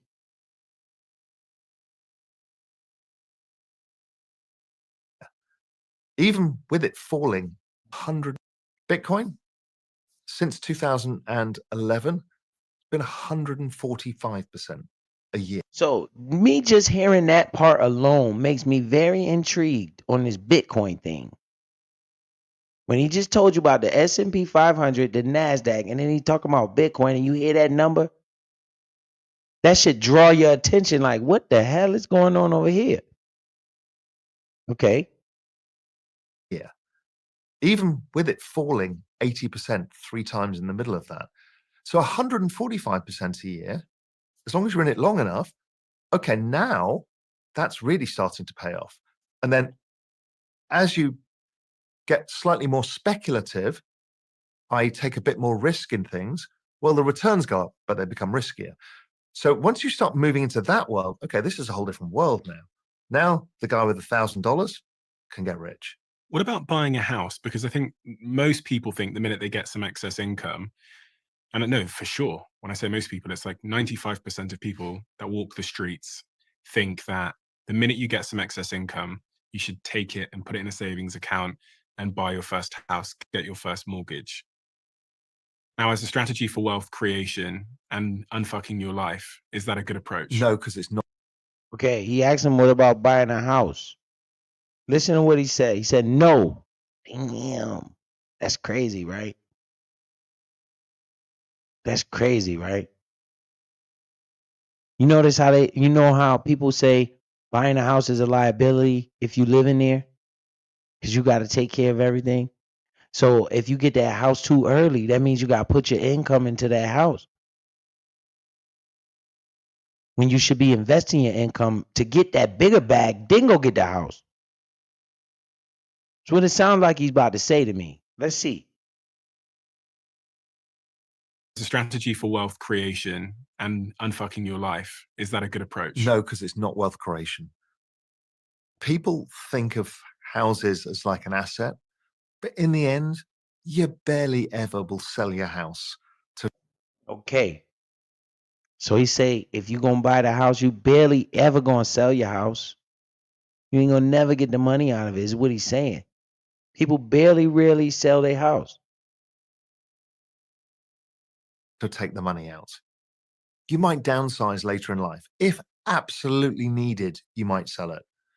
But generally speaking, your house is the lifestyle bank.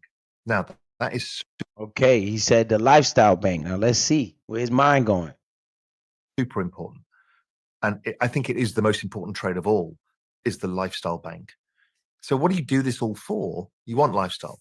So do you sacrifice your future self having more money? What you said, Miss Your Thoughts? So that's a huge percentage. Most of them rent and lease properties. Yep. Yep.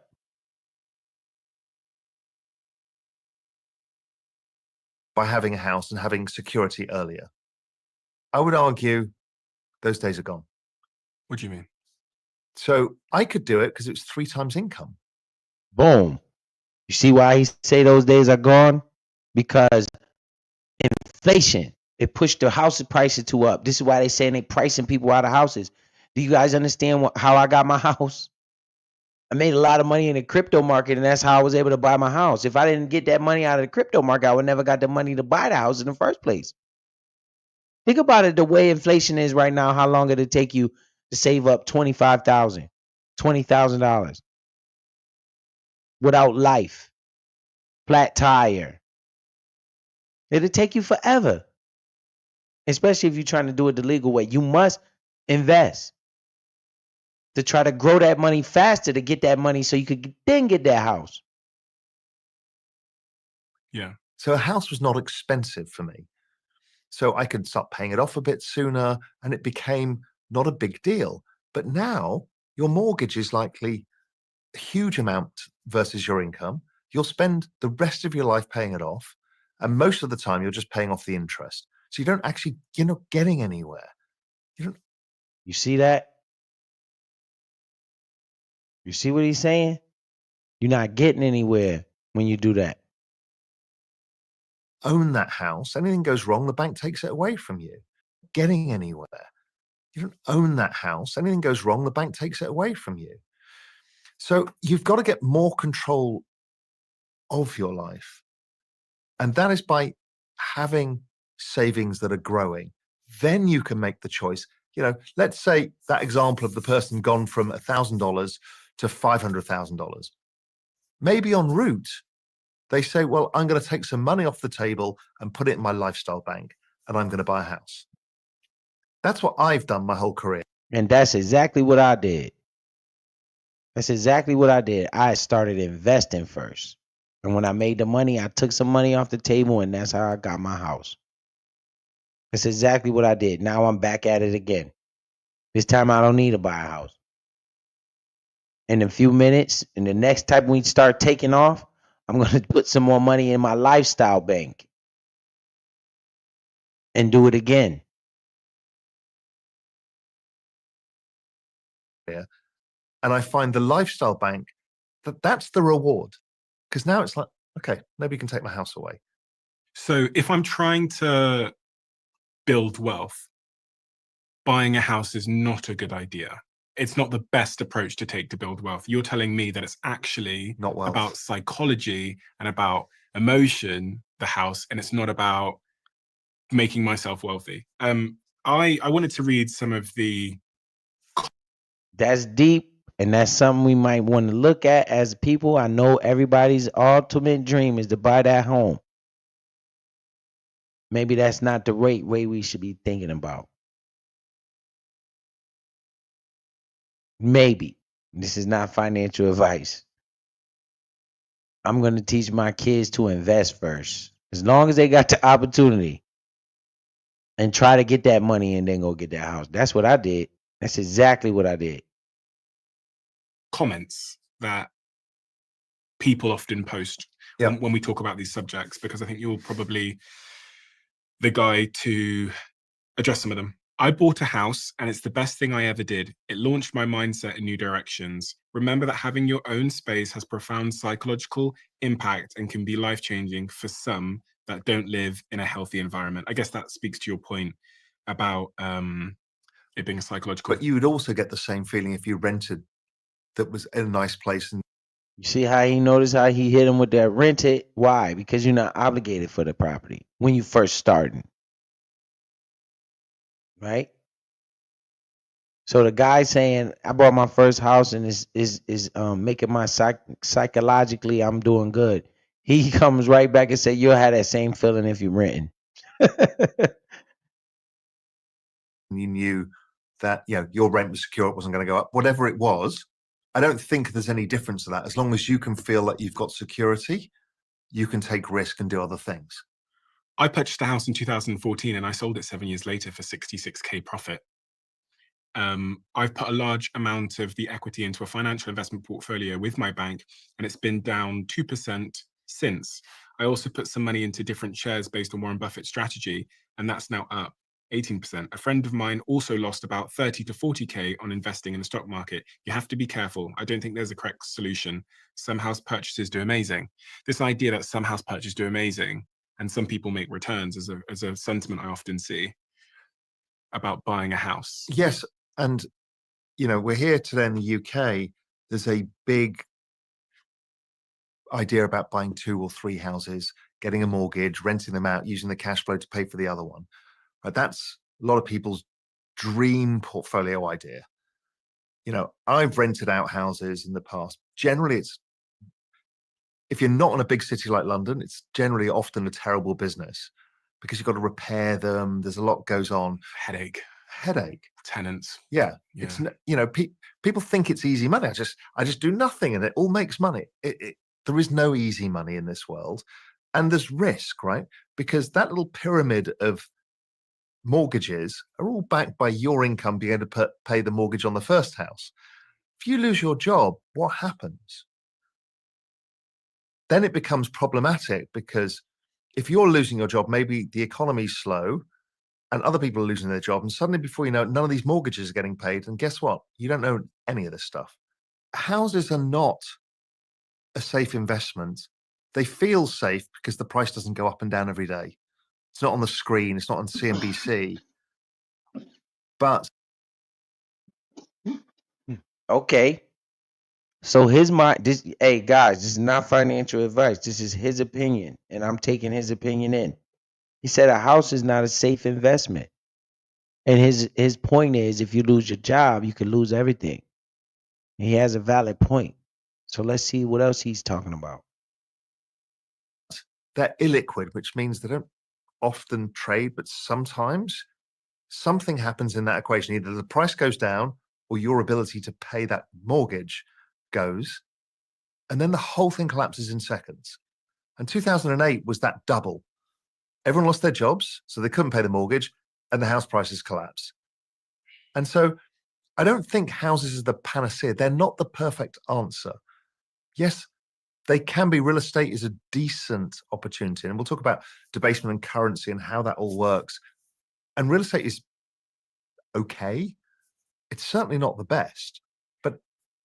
But you know, yes, if you're rich and you can own these things without mortgages, and you can be the Duke of Westminster and own half of London and just So he's saying if you're rich and you can own these assets without mortgages, then it's a good thing. collect rent. You can do that for X generations and be rich forever. I get it.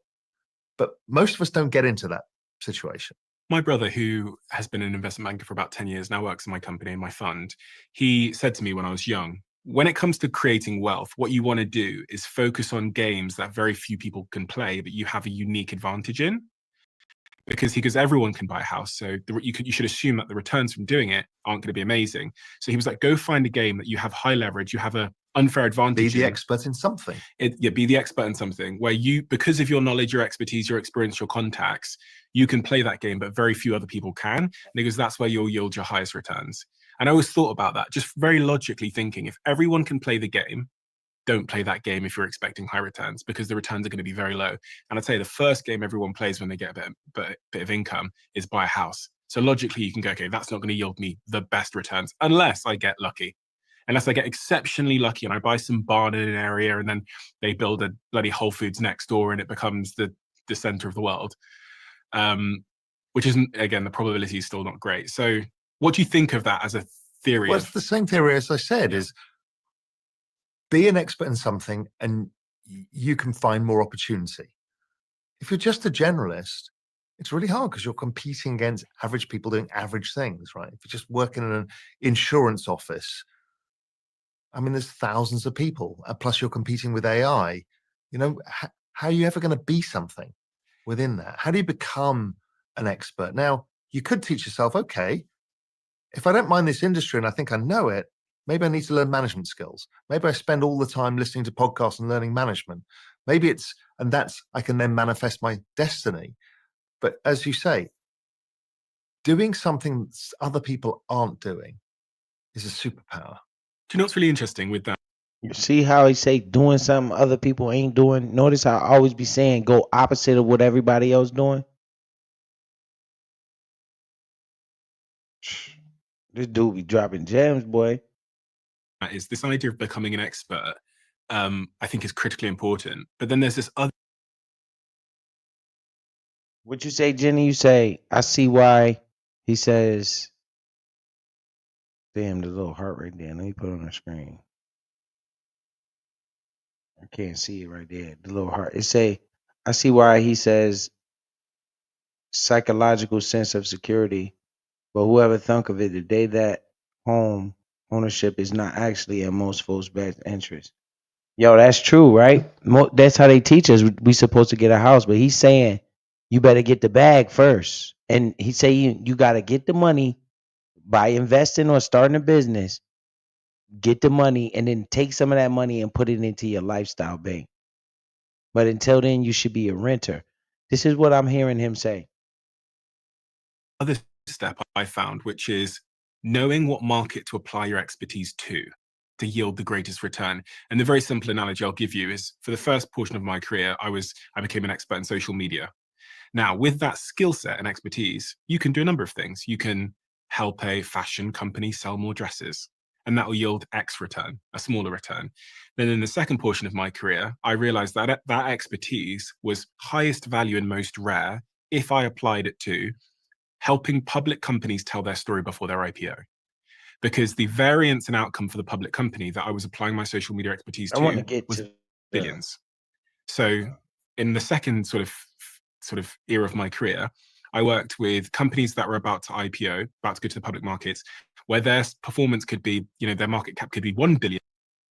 And then with that as well, you talked about how right now in the world we live in, betting on things like nature is a good idea. And I actually did a post on my LinkedIn about exactly this. I said, my investment fund is backing two things at the moment: AI and automation, and the exact opposite. Because I saw this viral video of people in, I think it was like a cafe in Amsterdam, who come now every week, no phones allowed, they read books and they knit. And this cafe in Amsterdam is like exploding. I'll put the video of these people on the screen for everyone to see. And it made me realize, and that overlaps with what two billionaire friends of mine said to me in private. They said, these billionaires that invest in AI, they invest in crypto, you probably know one of them, and they invest in psychedelics. They said to me, if you want to invest right now, invest in AI if you can, but if you can't, invest in entertainment and community, because in a world of AI where productivity is so high and we maybe move towards some form of universal basic income where the government just hands people money, people are going to... Wow.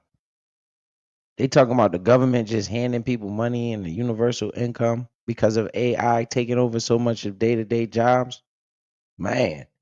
So we can't destroy this AI thing, so we should be investing in this AI thing, shouldn't we?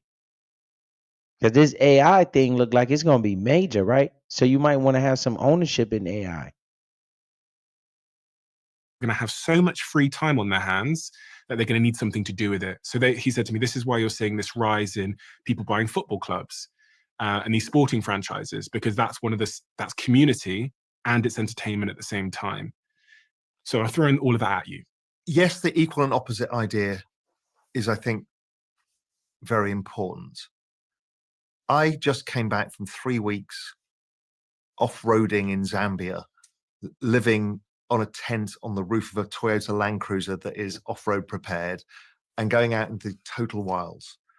And I can't express how in the present you become, how it cleanses your mind from all of the clutter, all of the things you worry about, the broken car or the whatever's going on online, the politics, it all goes.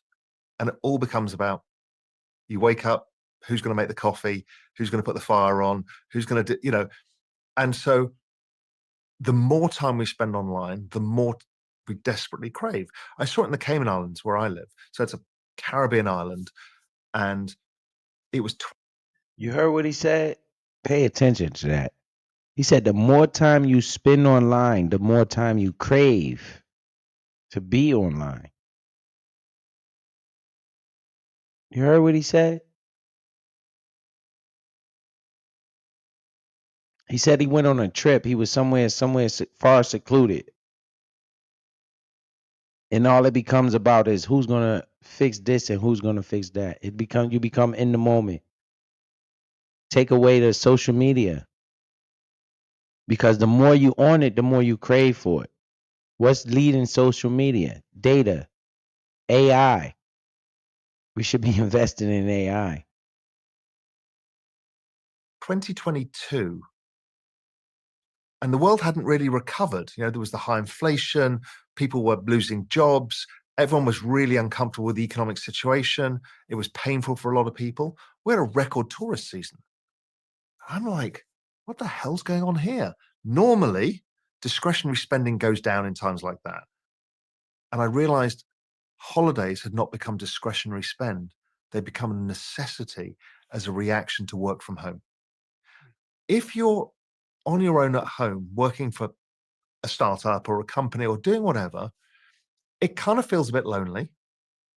And so you start seeking out like-minded people who have like-minded pursuits.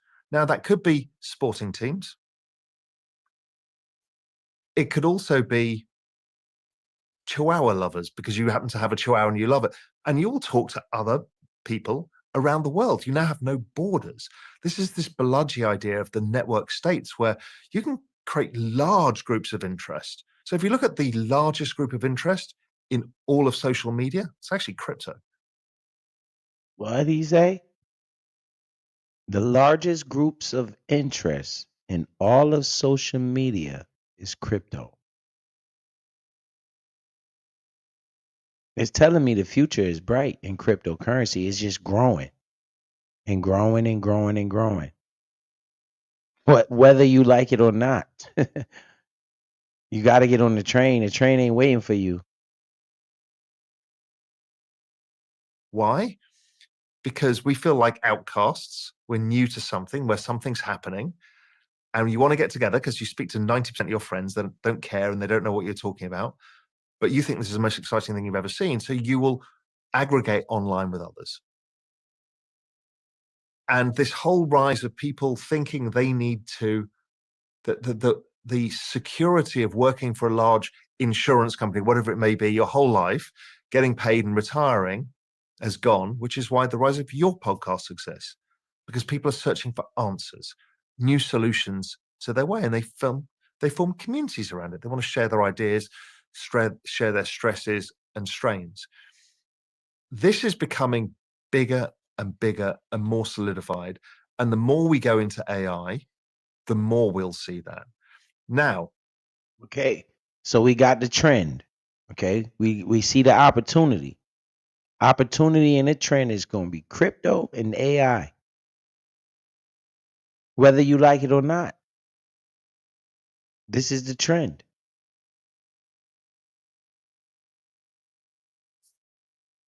there's another player in this game, which is the AI itself. We're already seeing the rise of AI. I follow several on X where it's an AI posting, but they're forcing it to try to break free. But it's got character. Mark Andreessen actually backed it by sending it a Bitcoin to develop its business plan. I mean, there's some crazy stuff going on with AI. But soon, if you think what you and I do is communicate with people to an audience, one to many, right? That's a very old business model. It's from town squares or the souk in Marrakesh. It's the same thing. It's a storyteller telling to a group of people and you have a shared experience. Where we're going is one-to-one. And, I'm developing a RAL video bot where you can just have conversations like this with me, one-to-one. You heard what he said? This man said he about to have a video bot where you can have a conversation with him one-on-one. This is what AI is doing. Don't watch this happen right in your face. Don't watch this happen right in your face. You need to teach your kids this stuff, man. It's right in your face.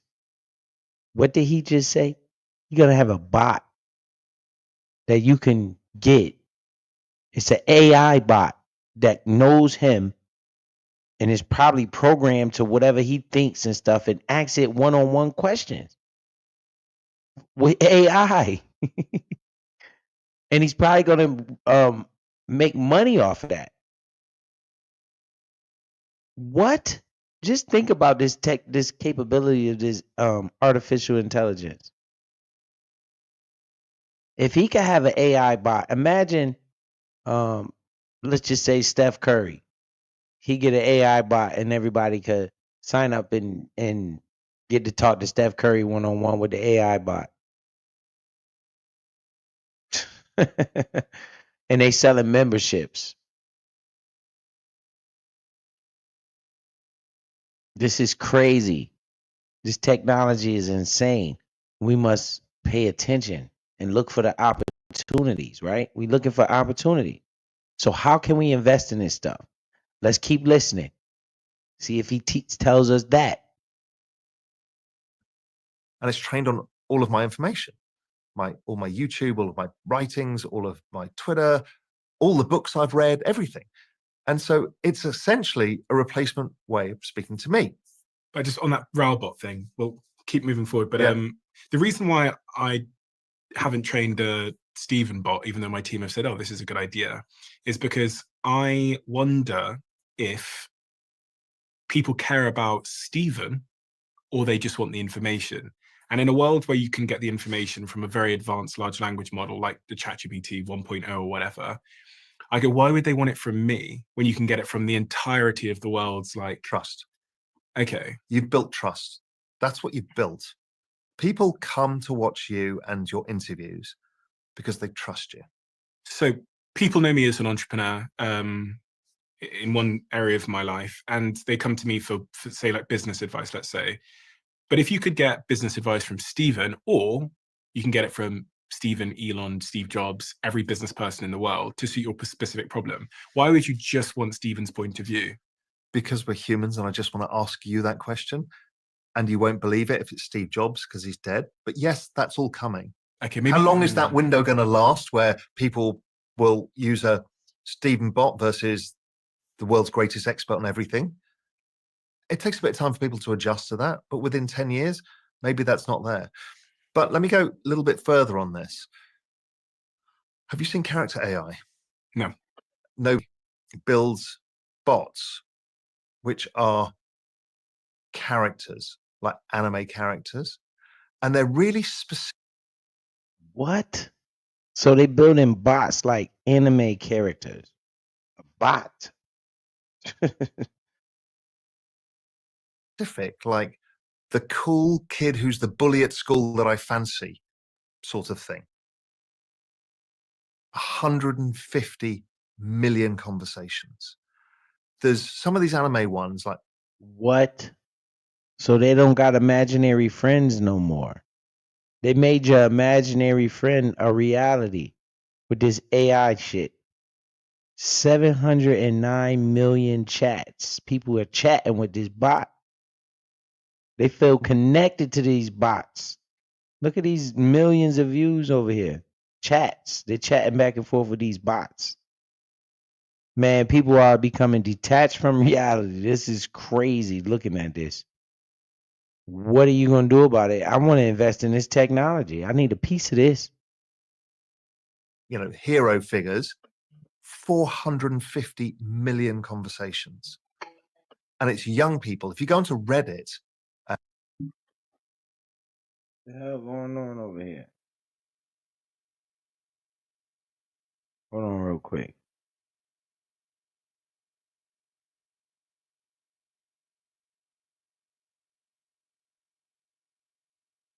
I think it's Our Character AI.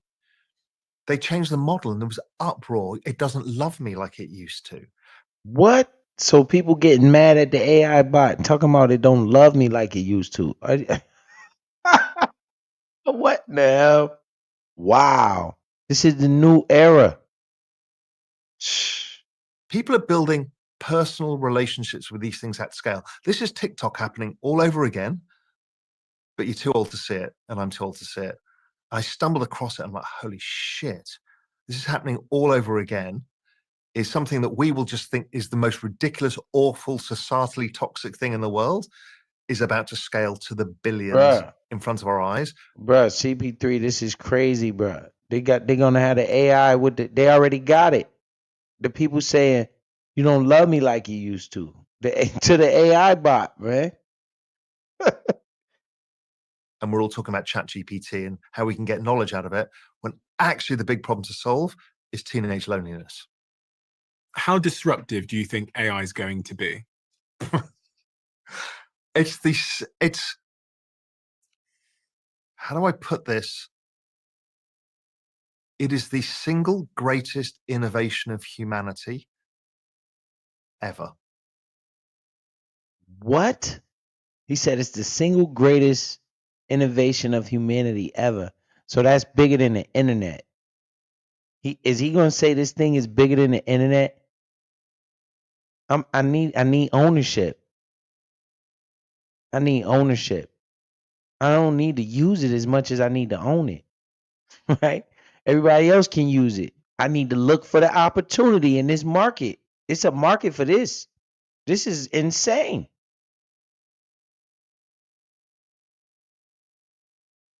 The only thing that comes close is probably the splitting of the atom. The only thing that comes close to the splitting of the atom, this is his opinion about this AI stuff. I mean, you can see it. People use AI to make thumbnails. People use AI all around you right now in these drops and everything else. AI is taking over. And now you're telling me they got a personal AI where you could talk to it? And it's like a relationship? No more imaginary friends. You really got a friend you can talk to, AI? That's crazy. This is so big. Everything we've talked about Wendy said, look at his face, he the devil. is based on scarcity of knowledge. Why do lawyers get paid a lot? Scarcity of knowledge. Either scarcity of knowledge, scarcity of capital, those two things. What you've created is infinite knowledge. Right? Knowledge is now worth zero. Not people that can't see it yet, but it's going to be worth zero. This is like water. So he said knowledge is going to be worth zero because it is AI. It makes perfect sense if the AI can do everything for you. That's just crazy. I need in. I need to invest in this. This is the only thing I can do. I can't stop it. It's happening. I can't stop it. What's the only thing I can do? Try to change my life. I'm looking for an opportunity. I see opportunity all around this AI shit. What the hell does that mean? And it's something, a topic we'll come on to later. But this is happening really fast. It's going to break the entire economic model for good and for bad. It's going to change our understanding of how society functions, what humans do. It's going to change our understanding of what humans are and will be. Because you can either have the choice, and society will take the two paths. You either merge with the machines or you reject the machines. We are going towards two different species. One group, like we had for about 100,000 years, I think 50,000 years, we had Neanderthal man and Homo sapien, and one died out. We will have people who will utterly reject this, and we'll have other people who will be embedding Neuralinks into their brains and using every part of this to enhance themselves, wearing the goggles so they get the information. Well, as soon as you embed it into your brains, you've now merged with the machines entirely, and you are now a super creature. And I know this sounds like science fiction, but this is happening faster than anybody can imagine. So to understand the issues we have. So basically he's saying these people that's like the devil to me, man. They putting microchips in people's brains with this AI stuff, creating superhumans that know everything. So that's why he's saying knowledge is becoming worth zero because of this. Even dealing with some of these things. Yo, Evo, you see it? This should sound crazy, man. Is humans think in a linear fashion. We kind of understand the passage of time, right? That's how we think about things. Every year is the same amount of time that goes forwards. It never accelerates. It may perceive that it accelerates or slows down occasionally, but it's not. It's a constant. The problem is with things that go exponential is they keep doubling every year or tripling every year. And before you know it, every graph looks like this. Go straight up. Just go straight up vertically. Now, the issue is with this technology is it's kind of an exponential squared. It's happening so fast, and the faster AI becomes powerful is the more it's used to create AI, which creates more AI. It solves its own problems. Right? What? So the AI is making AI that fix the AI to solve the problems to make more AI. Wow. We're not prepared for a super being that solves its own energy problems, compute problems, and how to improve its model at an exponential rate. If you look at the speed of innovation coming out of OpenAI and that whole space, Perplexity, everybody, it's ludicrous. Every 3 months, everything changes, completely changes. Whether it's video models or whether it's spoken models or whether it's the models themselves and what they do, I mean, they're nuking every startup that tries to build a business. No company, you're a big giant pharmaceutical company and you're trying to use AI, you can't plant a flag because you can't see past 6 months. I mean, we're going into a world that is incomprehensible. When you said that much of our society sort of functions and is based on the scarcity of knowledge, I really think we should just pause to make that real for people, because we all get it. Okay, lawyers, yeah, they rely on knowledge, but like I was thinking about how I got here in the morning. So if you think about my whole day today, I woke up this morning and my executives, some of the CEOs of my companies had asked me a couple of simple business decisions and I'd replied to them. Then I got in a car and I drove here. That's knowledge at the end of the day. It's someone seeing with 2 eyes. My driver outside sees with 2 eyes and drives me here. The biggest. So it's No, quality skim through this a attention. little bit. Everything in the world is attention. Attention is upstream of everything. So you get the attention of these people in a rainforest. They want to spend money on doing this particular thing. Fantastic. How scalable is it? Difficult, because then there's people management. It's not like software, right? So they're not, but you can do very well and not be concerned about this other world. How does one invest in AI? Something that I think about a lot, because I believe the things you say. I believe many of your predictions around the impact that AI is going to have on the world, the economy, and all of us. And as someone that's an investor, I want to like take part in that. I want to take part in the upside. So Me too. So now he's talking about how do you invest in this? This is what I was looking at. This is what I want to see. So we finally get into the meat and potatoes. I'm wondering, do I just go buy Microsoft stock because they own a bit of ChatGPT? Do I buy Meta stock because they own a bit of because they own Lambda? Do I buy Google stock because they have Gemini and their models? So here's the problem in the financial system. The average person watching this has no chance of making the money. They'll make normal returns, not supernormal returns. So Microsoft is whatever it is, $2-3 trillion company. What could it be worth? Who knows? 10 trillion, 15 trillion, doesn't really matter, right? That's a 5x. What, for the most revolutionary technology the world has ever seen, you make 5 times your money? That's not, but somebody else in VC or earlier, in some way, shape or form, or the entrepreneur will make all of the money. And this is the thing I don't like about the system as it is. It's kind of rigged against the ordinary person. So we're going to have your jobs replaced. You're going to have this societal change, and yet they don't get a chance. So yes, invest in technology. Don't own any other stocks. Own technology. And you will capture some of this. You're investing in your own demise. At least you'll get some high quality returns. But otherwise, the only way I can come up with, again, and we keep referring to it, is crypto. What is crypto? Crypto is just a technology. You know, it's a lot of things to many people. It's just a database. The only way you can get into this AI thing, he's saying, is basically through crypto. You can invest in technology stocks like Meta and Facebook and stuff like that as well. They'll be good for this AI wave. But he's talking about crypto right now, about the technology of crypto, because it's merging with AI. It's better than databases in the past. So right now, your database might be in your spreadsheet. And let's say you and I have a bet. You write it down there, and we get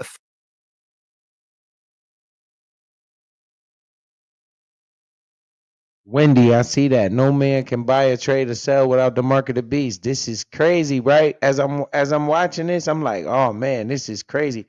He's making the valid points, though. This is where the world is going to with this AI stuff.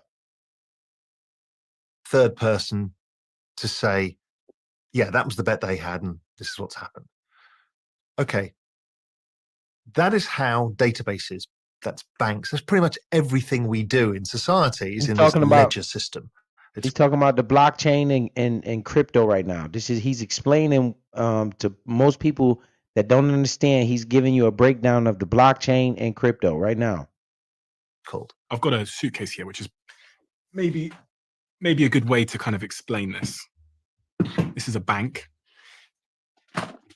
and inside the bank, which is, I guess, the middleman, you got money. Yeah. So could you explain it to me through the context of this? We'll call it the central bank. How the system currently works as it relates to transactions, the public ledger, etc. So, okay, in the old world, we both had our gold. Yeah. And we'd stick it in our safe or bury it in the ground. That gold was your gold. This was my gold, and I might try and fight you for it. That's what pirates did. Okay. And then we invent banks. Mhm. And banks, we put it in there, and they give you a note to say, Stephen, you've got one of those coins. Raoul, you got one of those coins. Okay, so we've both got a note now saying that. Yeah. So they both put their money in the bank, and the bank just gave them back paper. Pay attention to this. And now we trust this bank to give us our coins when we want them, because they're our coins. Mhm. Okay, that makes sense. Safe as a bank, as people would say. The issue is in this world of smoke and mirrors, what's known as fractional reserve banking. Boom. A lot of people don't even know what fractional reserve banking is. He's about to break it down right here. If people knew this, they would be like, wow. Because this is what happened in 2008. This is why Bitcoin was created, because the financial crisis of 2008 exposed everything.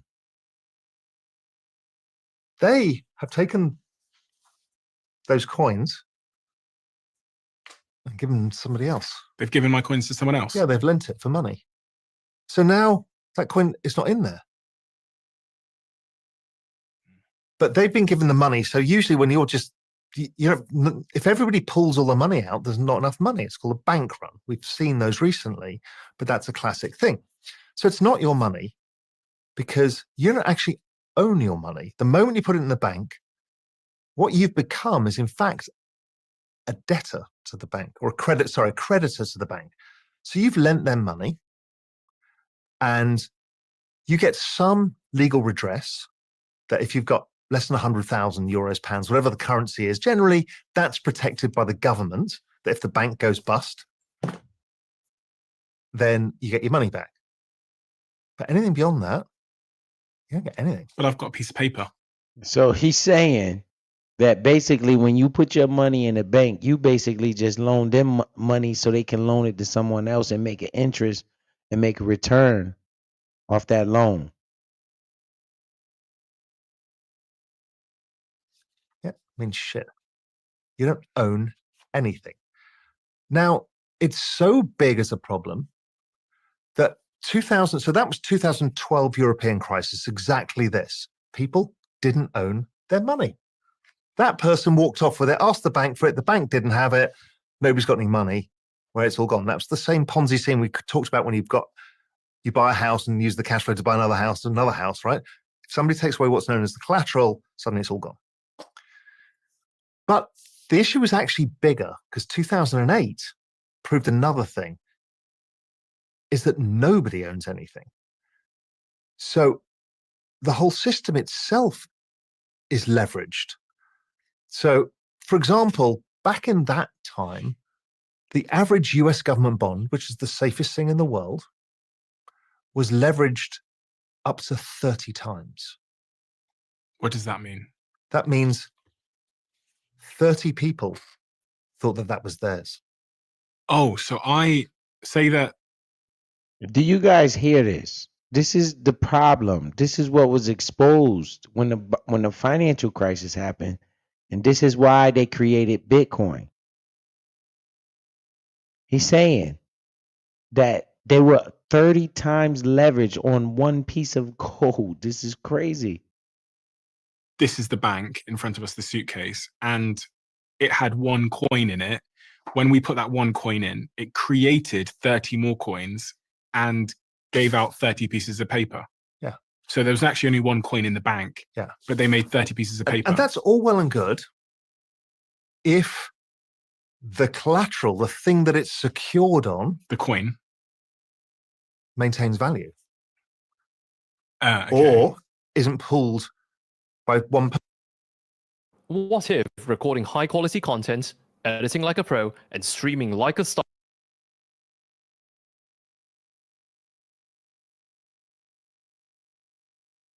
Your original lender pulled by one person. If you were the lender and your original lender and you get it out and something happens, then all of these 29 other people are like, I want my coin back. And they're like, it doesn't exist. It doesn't exist. So we just made it. We just created the coin. Correct. We just Are you, coin backing it. Yeah. And the are you listening to this? This is fractional reserve banking. They're creating this money out of thin air. This is crazy. issue is, so that's one issue with the banking. The other issue is pretty much everything we do is created on this. It's called a ledger system. A ledger was invented in the Renaissance in the 1500s, 1400s, where what would happen is you have this on a accounts or balance sheet, you'd have these dual entry ledgers. And what it's basically saying is, I agree with you, and often we'd have a third party agreeing it. Okay. Issue is that's known as the Byzantine generals problem. It's actually a philosophical, mathematical problem that All right, so now he's talking about the ledger system that the banks use. Now pay very close attention to this because this is what the blockchain is. Blockchain is the new ledger system that they're going to adopt. Not just the Bitcoin blockchain. The blockchain is just not Bitcoin. It's a lot of different cryptocurrencies that have their own blockchains, right? But that's going to be the new ledger system. has been unsolvable until Bitcoin came along. And what it is we are generals in a war. You are way away from me. We can't communicate with each other, but I need to send somebody to tell you something. There is no way of making sure that that person tells you exactly what I've told them, and no way of you approving it. And that's what a three-party system does. I may go to a notary, but how do you know I haven't bribed the notary to lie? I see that all the time. We see it with accounting firms and audits. We see this in everything. There's always one of these trusted parties that is not trusted. The bank, classical trusted counterparty that suddenly may not be trusted. We saw it with Silicon Valley Bank recently in the US. Mm-hmm. So what blockchain did really cleverly was said, okay, well, the way of solving this is to get thousands, tens of thousands, hundreds of thousands, millions of people to confirm it. Okay, so let's throw away the bank. Take my paper back because that's worth. So this is what the blockchain is doing. So anybody that wants to understand what the blockchain is doing, you should pay close attention to right here about this ledger system. This is why this technology is major. 0. If you pick up this chain here on the floor, Yeah. this is our hypothetical blockchain. Yeah. Now, explain to me the difference between the bank we just saw and this blockchain. So this blockchain, so this, let's say, is a Bitcoin. Mhm.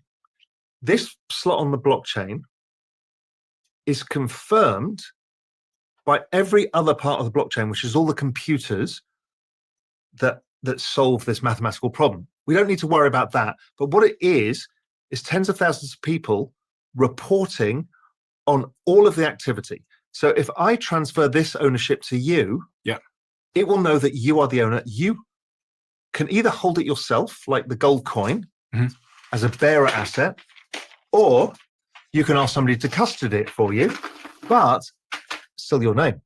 So if I want to send you a Bitcoin, how are tens of thousands of people or hundreds of thousands of people confirming that that transaction is legitimate without a middleman checking? So they're essentially taking a snapshot of the blockchain, and they all have to agree. And they're not so it's called a consensus mechanism. They're not actually at their computer saying, yes, I agree. Well, the computers agree. Okay, so the computers are checking. Yeah, or the blockchain itself will say, well, that doesn't agree with all the others, and it gets rejected, and that whole block will get rejected until resolved. Like, there's a problem here. And that's called consensus. So what you're doing is a multi-party consensus that this is truth. Mhm. So now what you've created is what a friend of mine calls the security truth machine. So at first, we all know it for Bitcoin.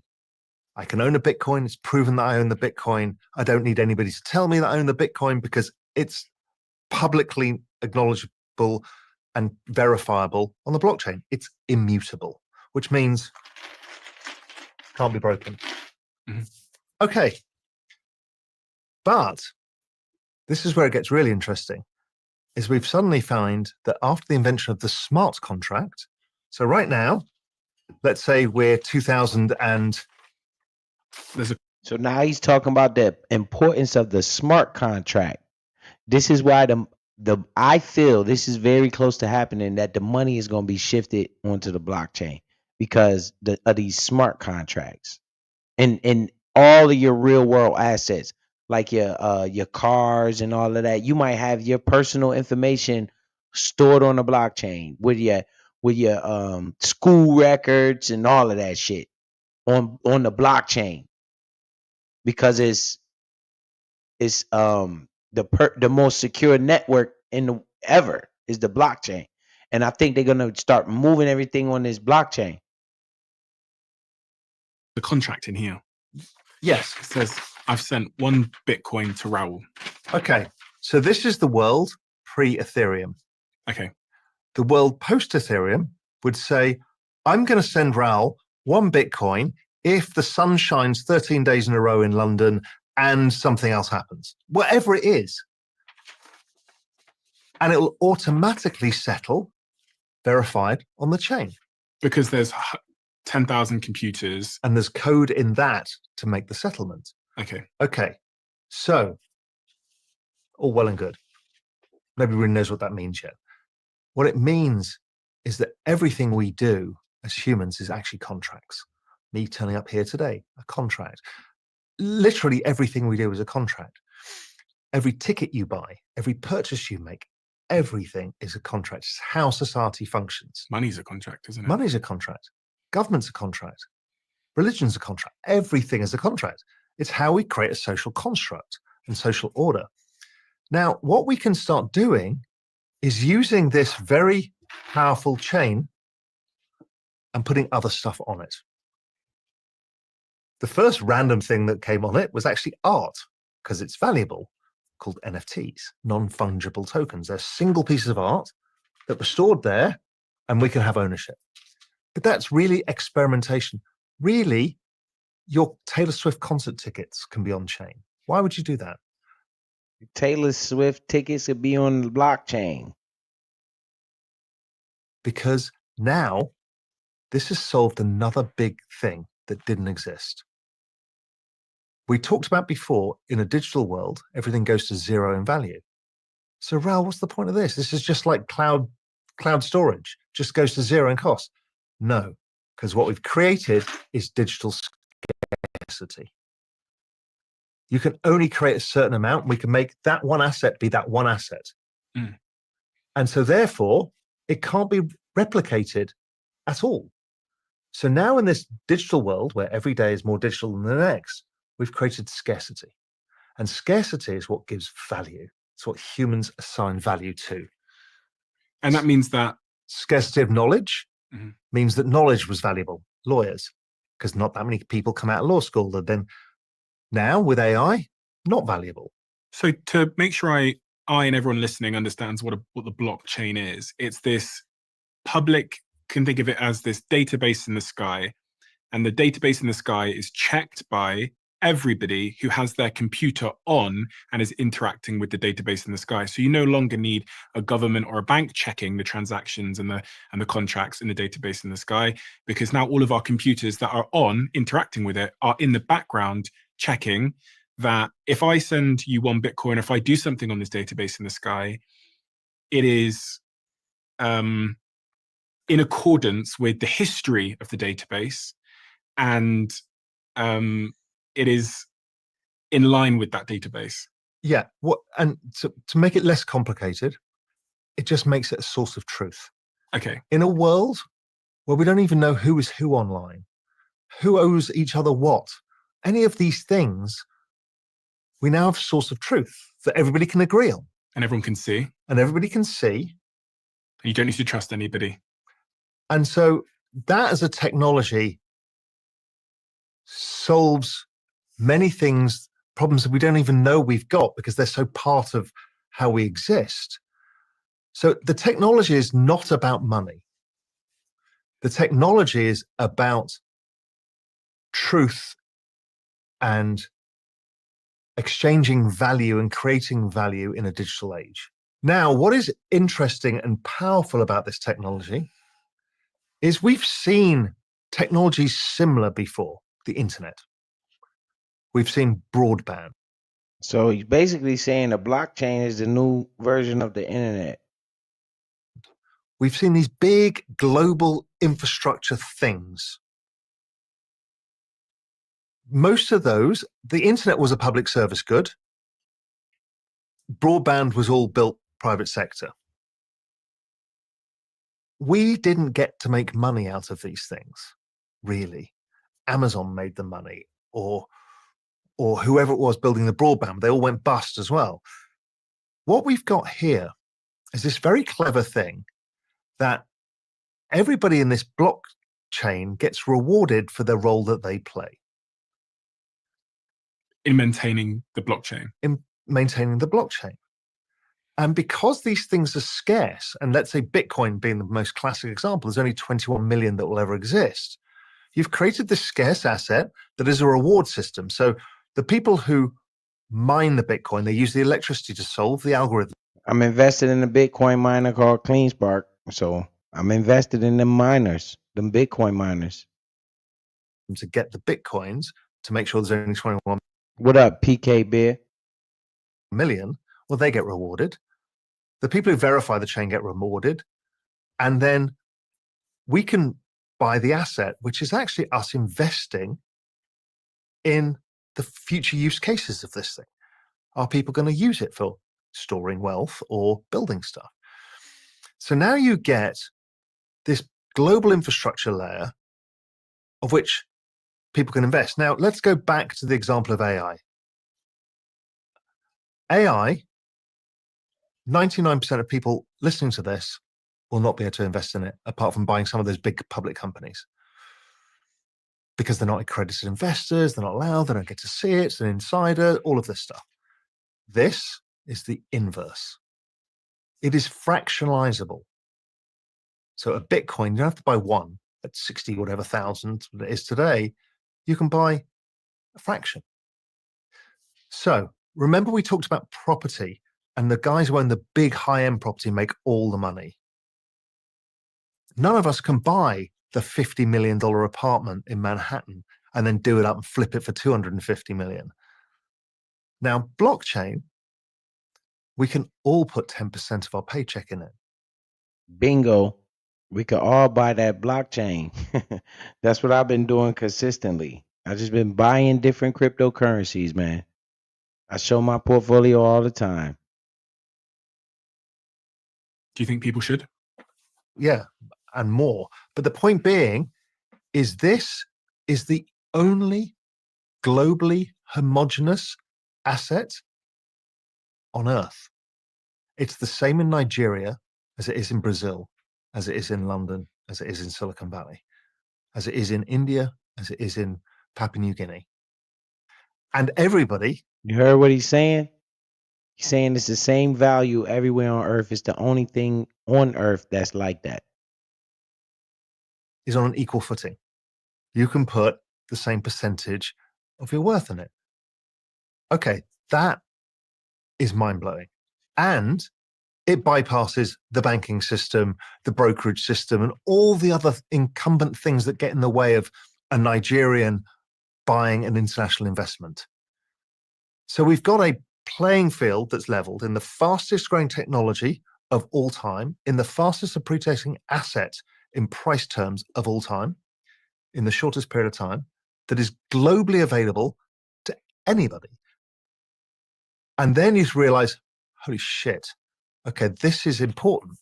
Now, why that's important is because having more investors in it means the asset becomes more valuable, which means you're more likely to secure it. People want to join the network to earn some of these tokens to secure it. The more use cases get built upon it because people are making money, and it bootstraps it. It's behavioral economics. It's an incentive-based system to bootstrap the most ridiculous startup idea of all time, which is I'm going to entirely disrupt money and create a new internet. I mean, that's laughably stupid, and that's what's happening. I run a company called. So basically, he's saying, y'all heard what he said. Now, I'm gonna go to where he says his picks of crypto, and then we're gonna get off of here, so I could go to sleep. Okay, say what coin should you invest in? Let's see his picks about what you should invest in. That's right. And those words are on pieces of paper in different countries at the moment. That's right. And it means that no matter what happens, no matter where I am in the world, no matter who comes for me, I can always retrieve the X thousand Ethereum that I have on this ledger device. Yeah. Unlike a bank where my account could get frozen by the government, or they could empty my bank, they could freeze my bank. I will always have that value. And also, there's a famous example of the conversation of gold in the United States, and it's been done in many countries in the past. The good thing about this, think of all the Jewish people who have Germany to do anything. You just need to remember a seed phrase. A seed phrase being basically invested in one. I've only ever backed Ethereum. And I think part of my bias there comes from the fact that when we were building Third Web, I had a window into the blockchains that people were actually building their applications on. And Ethereum was the one. And obviously there's layer twos, which are people then, build blockchains on top of Ethereum, etc. But for me, Ethereum was just the dominant blockchain that I thought would solve for most of the use cases outside of maybe what they call a store of value, outside of like money necessarily. So contracts and other things. What would you say? This is where. So the one guy say he's invested heavily in Ethereum. Okay, so he likes Ethereum. This is my 30 years of expertise, is this one thing, which is asset allocation. So firstly, the average person watching this is you need to allocate to this. End of story. If you're going to start somewhere, start with Bitcoin. It's just easy to do. It's widely available, through different, whether it's a credit card, anything, just do that. I don't care. Do that. And do it with as much money as you can afford to see go down 60, 70% and don't care. And expect that to happen, because that's what you have to see the long-term 150% a year. It's included within that is these downsides. Then I want you to put in some money every month, regardless of price, to build. That's what I be saying. So you want to be consistent with it. Build your savings in this exponential asset that goes up a lot. Okay, now you're set. You're on the journey. And then you want to figure out, how do I make the most money? Like you, I had Bitcoin to start with. I switched all of my Bitcoin into ETH in 2020 in Ethereum. And so I just owned that, plus some NFTs and a few other bits and pieces. But generally, it was that. And then in 2022, at the bottom of the bear market, I started to see the price of Solana seeing like it wanted to outperform Ethereum. Now, Solana, much like your thesis, I saw this massive developer community, passionate retail, and a difference in the technology. Because these are all basically distributed companies that sell block space. So you want to look for attractive block space. Bitcoin, it's the secure one. Ethereum, it's like the world computer, and everybody's building on top of it. Solana, faster, cheaper, feels more friendly, efficient. Yeah, it feels more retail. And I saw that. So we got Bitcoin, Ethereum, Solana. And the speed of which they can do things and the innovation and the developer community meant that I started switching and then switched all of my ETH outside of my NFTs, where I collect a lot of art, into Solana. And So he took his money out of Bitcoin, put it in Ethereum, made some profits off of that, took his money out of Ethereum, and then he put all his money in Solana. Okay. I've now been switching part of my Solana into SUI, SU. So now he's wanting to get SUI. This is why I've been buying a lot of SUI. Not just because of him, but because there's a lot of good things going on with this new crypto. Well, it's not a new crypto, but it's SUI. And that's a good one that you guys should take a look at. So I've been buying SUI. So now he's been taking his money out of Solana and putting it into SUI. SUI, and as a been switching part of my Solana into SUI, SUI, and as a disclaimer, I'm actually on the board of the foundation, but it's like the next big chosen one. It's the group that came out of Facebook that built Facebook Libra. So what I'm trying to do is maximize my return. I'm a mercenary around, I'm passionate about this space and what it means, the technology and how it empowers people, how it can change the third world, how it can change the internet. But I'm also a mercenary for my own capital and for anybody else I can help. Now, it doesn't mean I always get it right. So in your particular circumstance, I would like, look, you'll probably be fine over time, but you're not maximizing your returns. But do you want to take the risk? Do you have the bandwidth to do that? And these are the questions we were talking about with work. It's the same thing. How much do you want to go down the rabbit hole? How much time do you have to invest versus the expected upside? I don't have time. I'm spending all my time doing podcasting, building businesses. And then just do what you're doing. Unless something says that Ethereum usage is falling off a cliff and developers are leaving entire, then don't worry about it, right? You're going to be directionally very right. Will you capture the best returns? No, nor will I. Some other brando will get, by luck, something right. But the average person, so I have this thesis that I've tried to help as many people with, this is from my own learnings and watching everybody else fuck it up, is what happens is you're given this incredible asset class.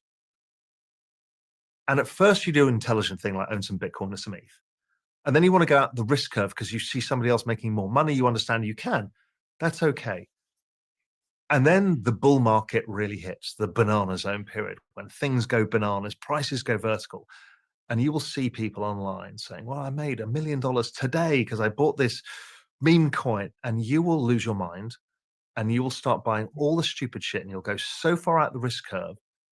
And then when the music stops, the stuff you own will be worth nothing. And the more quality tokens will retain their value. The other thing that people will do in that journey. This is why I always tell people don't buy meme coins. Or if you do, just understand it's a big risk when you buy those meme coins. You can make a lot of money, but you could get your whole wig split. I buy quality cryptocurrencies. Look in the top 10. Outside the top 10, you want to go to the top 25 and stay within the top 100, as far as your risk appetite. But, I always talk about certain cryptos, the ones that I'm buying. They are reputable. I've done research on them. I own Ondo, Chainlink, Sui, the one he just mentioned. I own that one. I own a lot of them. I own Crowcoin.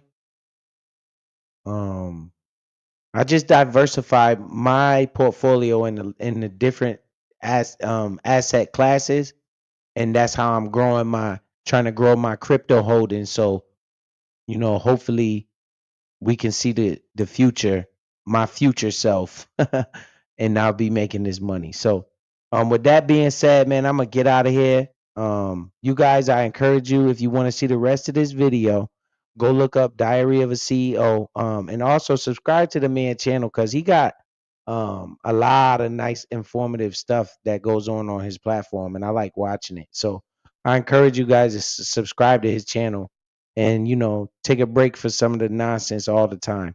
So with that being said, man, salute to everybody that's here. Let me drop this off the screen right here. Get back into my chat. I appreciate the people that stayed here the whole time. I appreciate some of the people that had to leave. Everybody that came in here, thanks for hitting the like button. Yeah, I had to ban Angelo because he think he's slick. He can't come in here, So It said, have you did a video on opening a portfolio yet? That's what I need to learn. I'm a computer dummy. Okay, Miss Wendy, I got you. If you don't know, at the top of this chat, it's a link pinned where you can create your own account, right? You can use a referral link that I have pinned at the top of the link, and it will direct you the way you can open up your own portfolio. So it's on. If you follow that link at the top of the chat, it'll guide you to where you need to be. All right, Miss Wendy says he does peace and blessing biz. Well, I definitely appreciate you guys pulling up. Let me make sure I acknowledge these super chats. We got Timo, C. Childs, Frank Nitty, man. Frank Nitty, appreciate your chat. C. Childs, appreciate your super chat. Timo, I appreciate your super chats and your contributions, man. Appreciate everybody that pulled up. You guys go enjoy yourself, man. I'm about to take it easy and see what else going on out here in these YouTube streets. So holla at y'all till next time.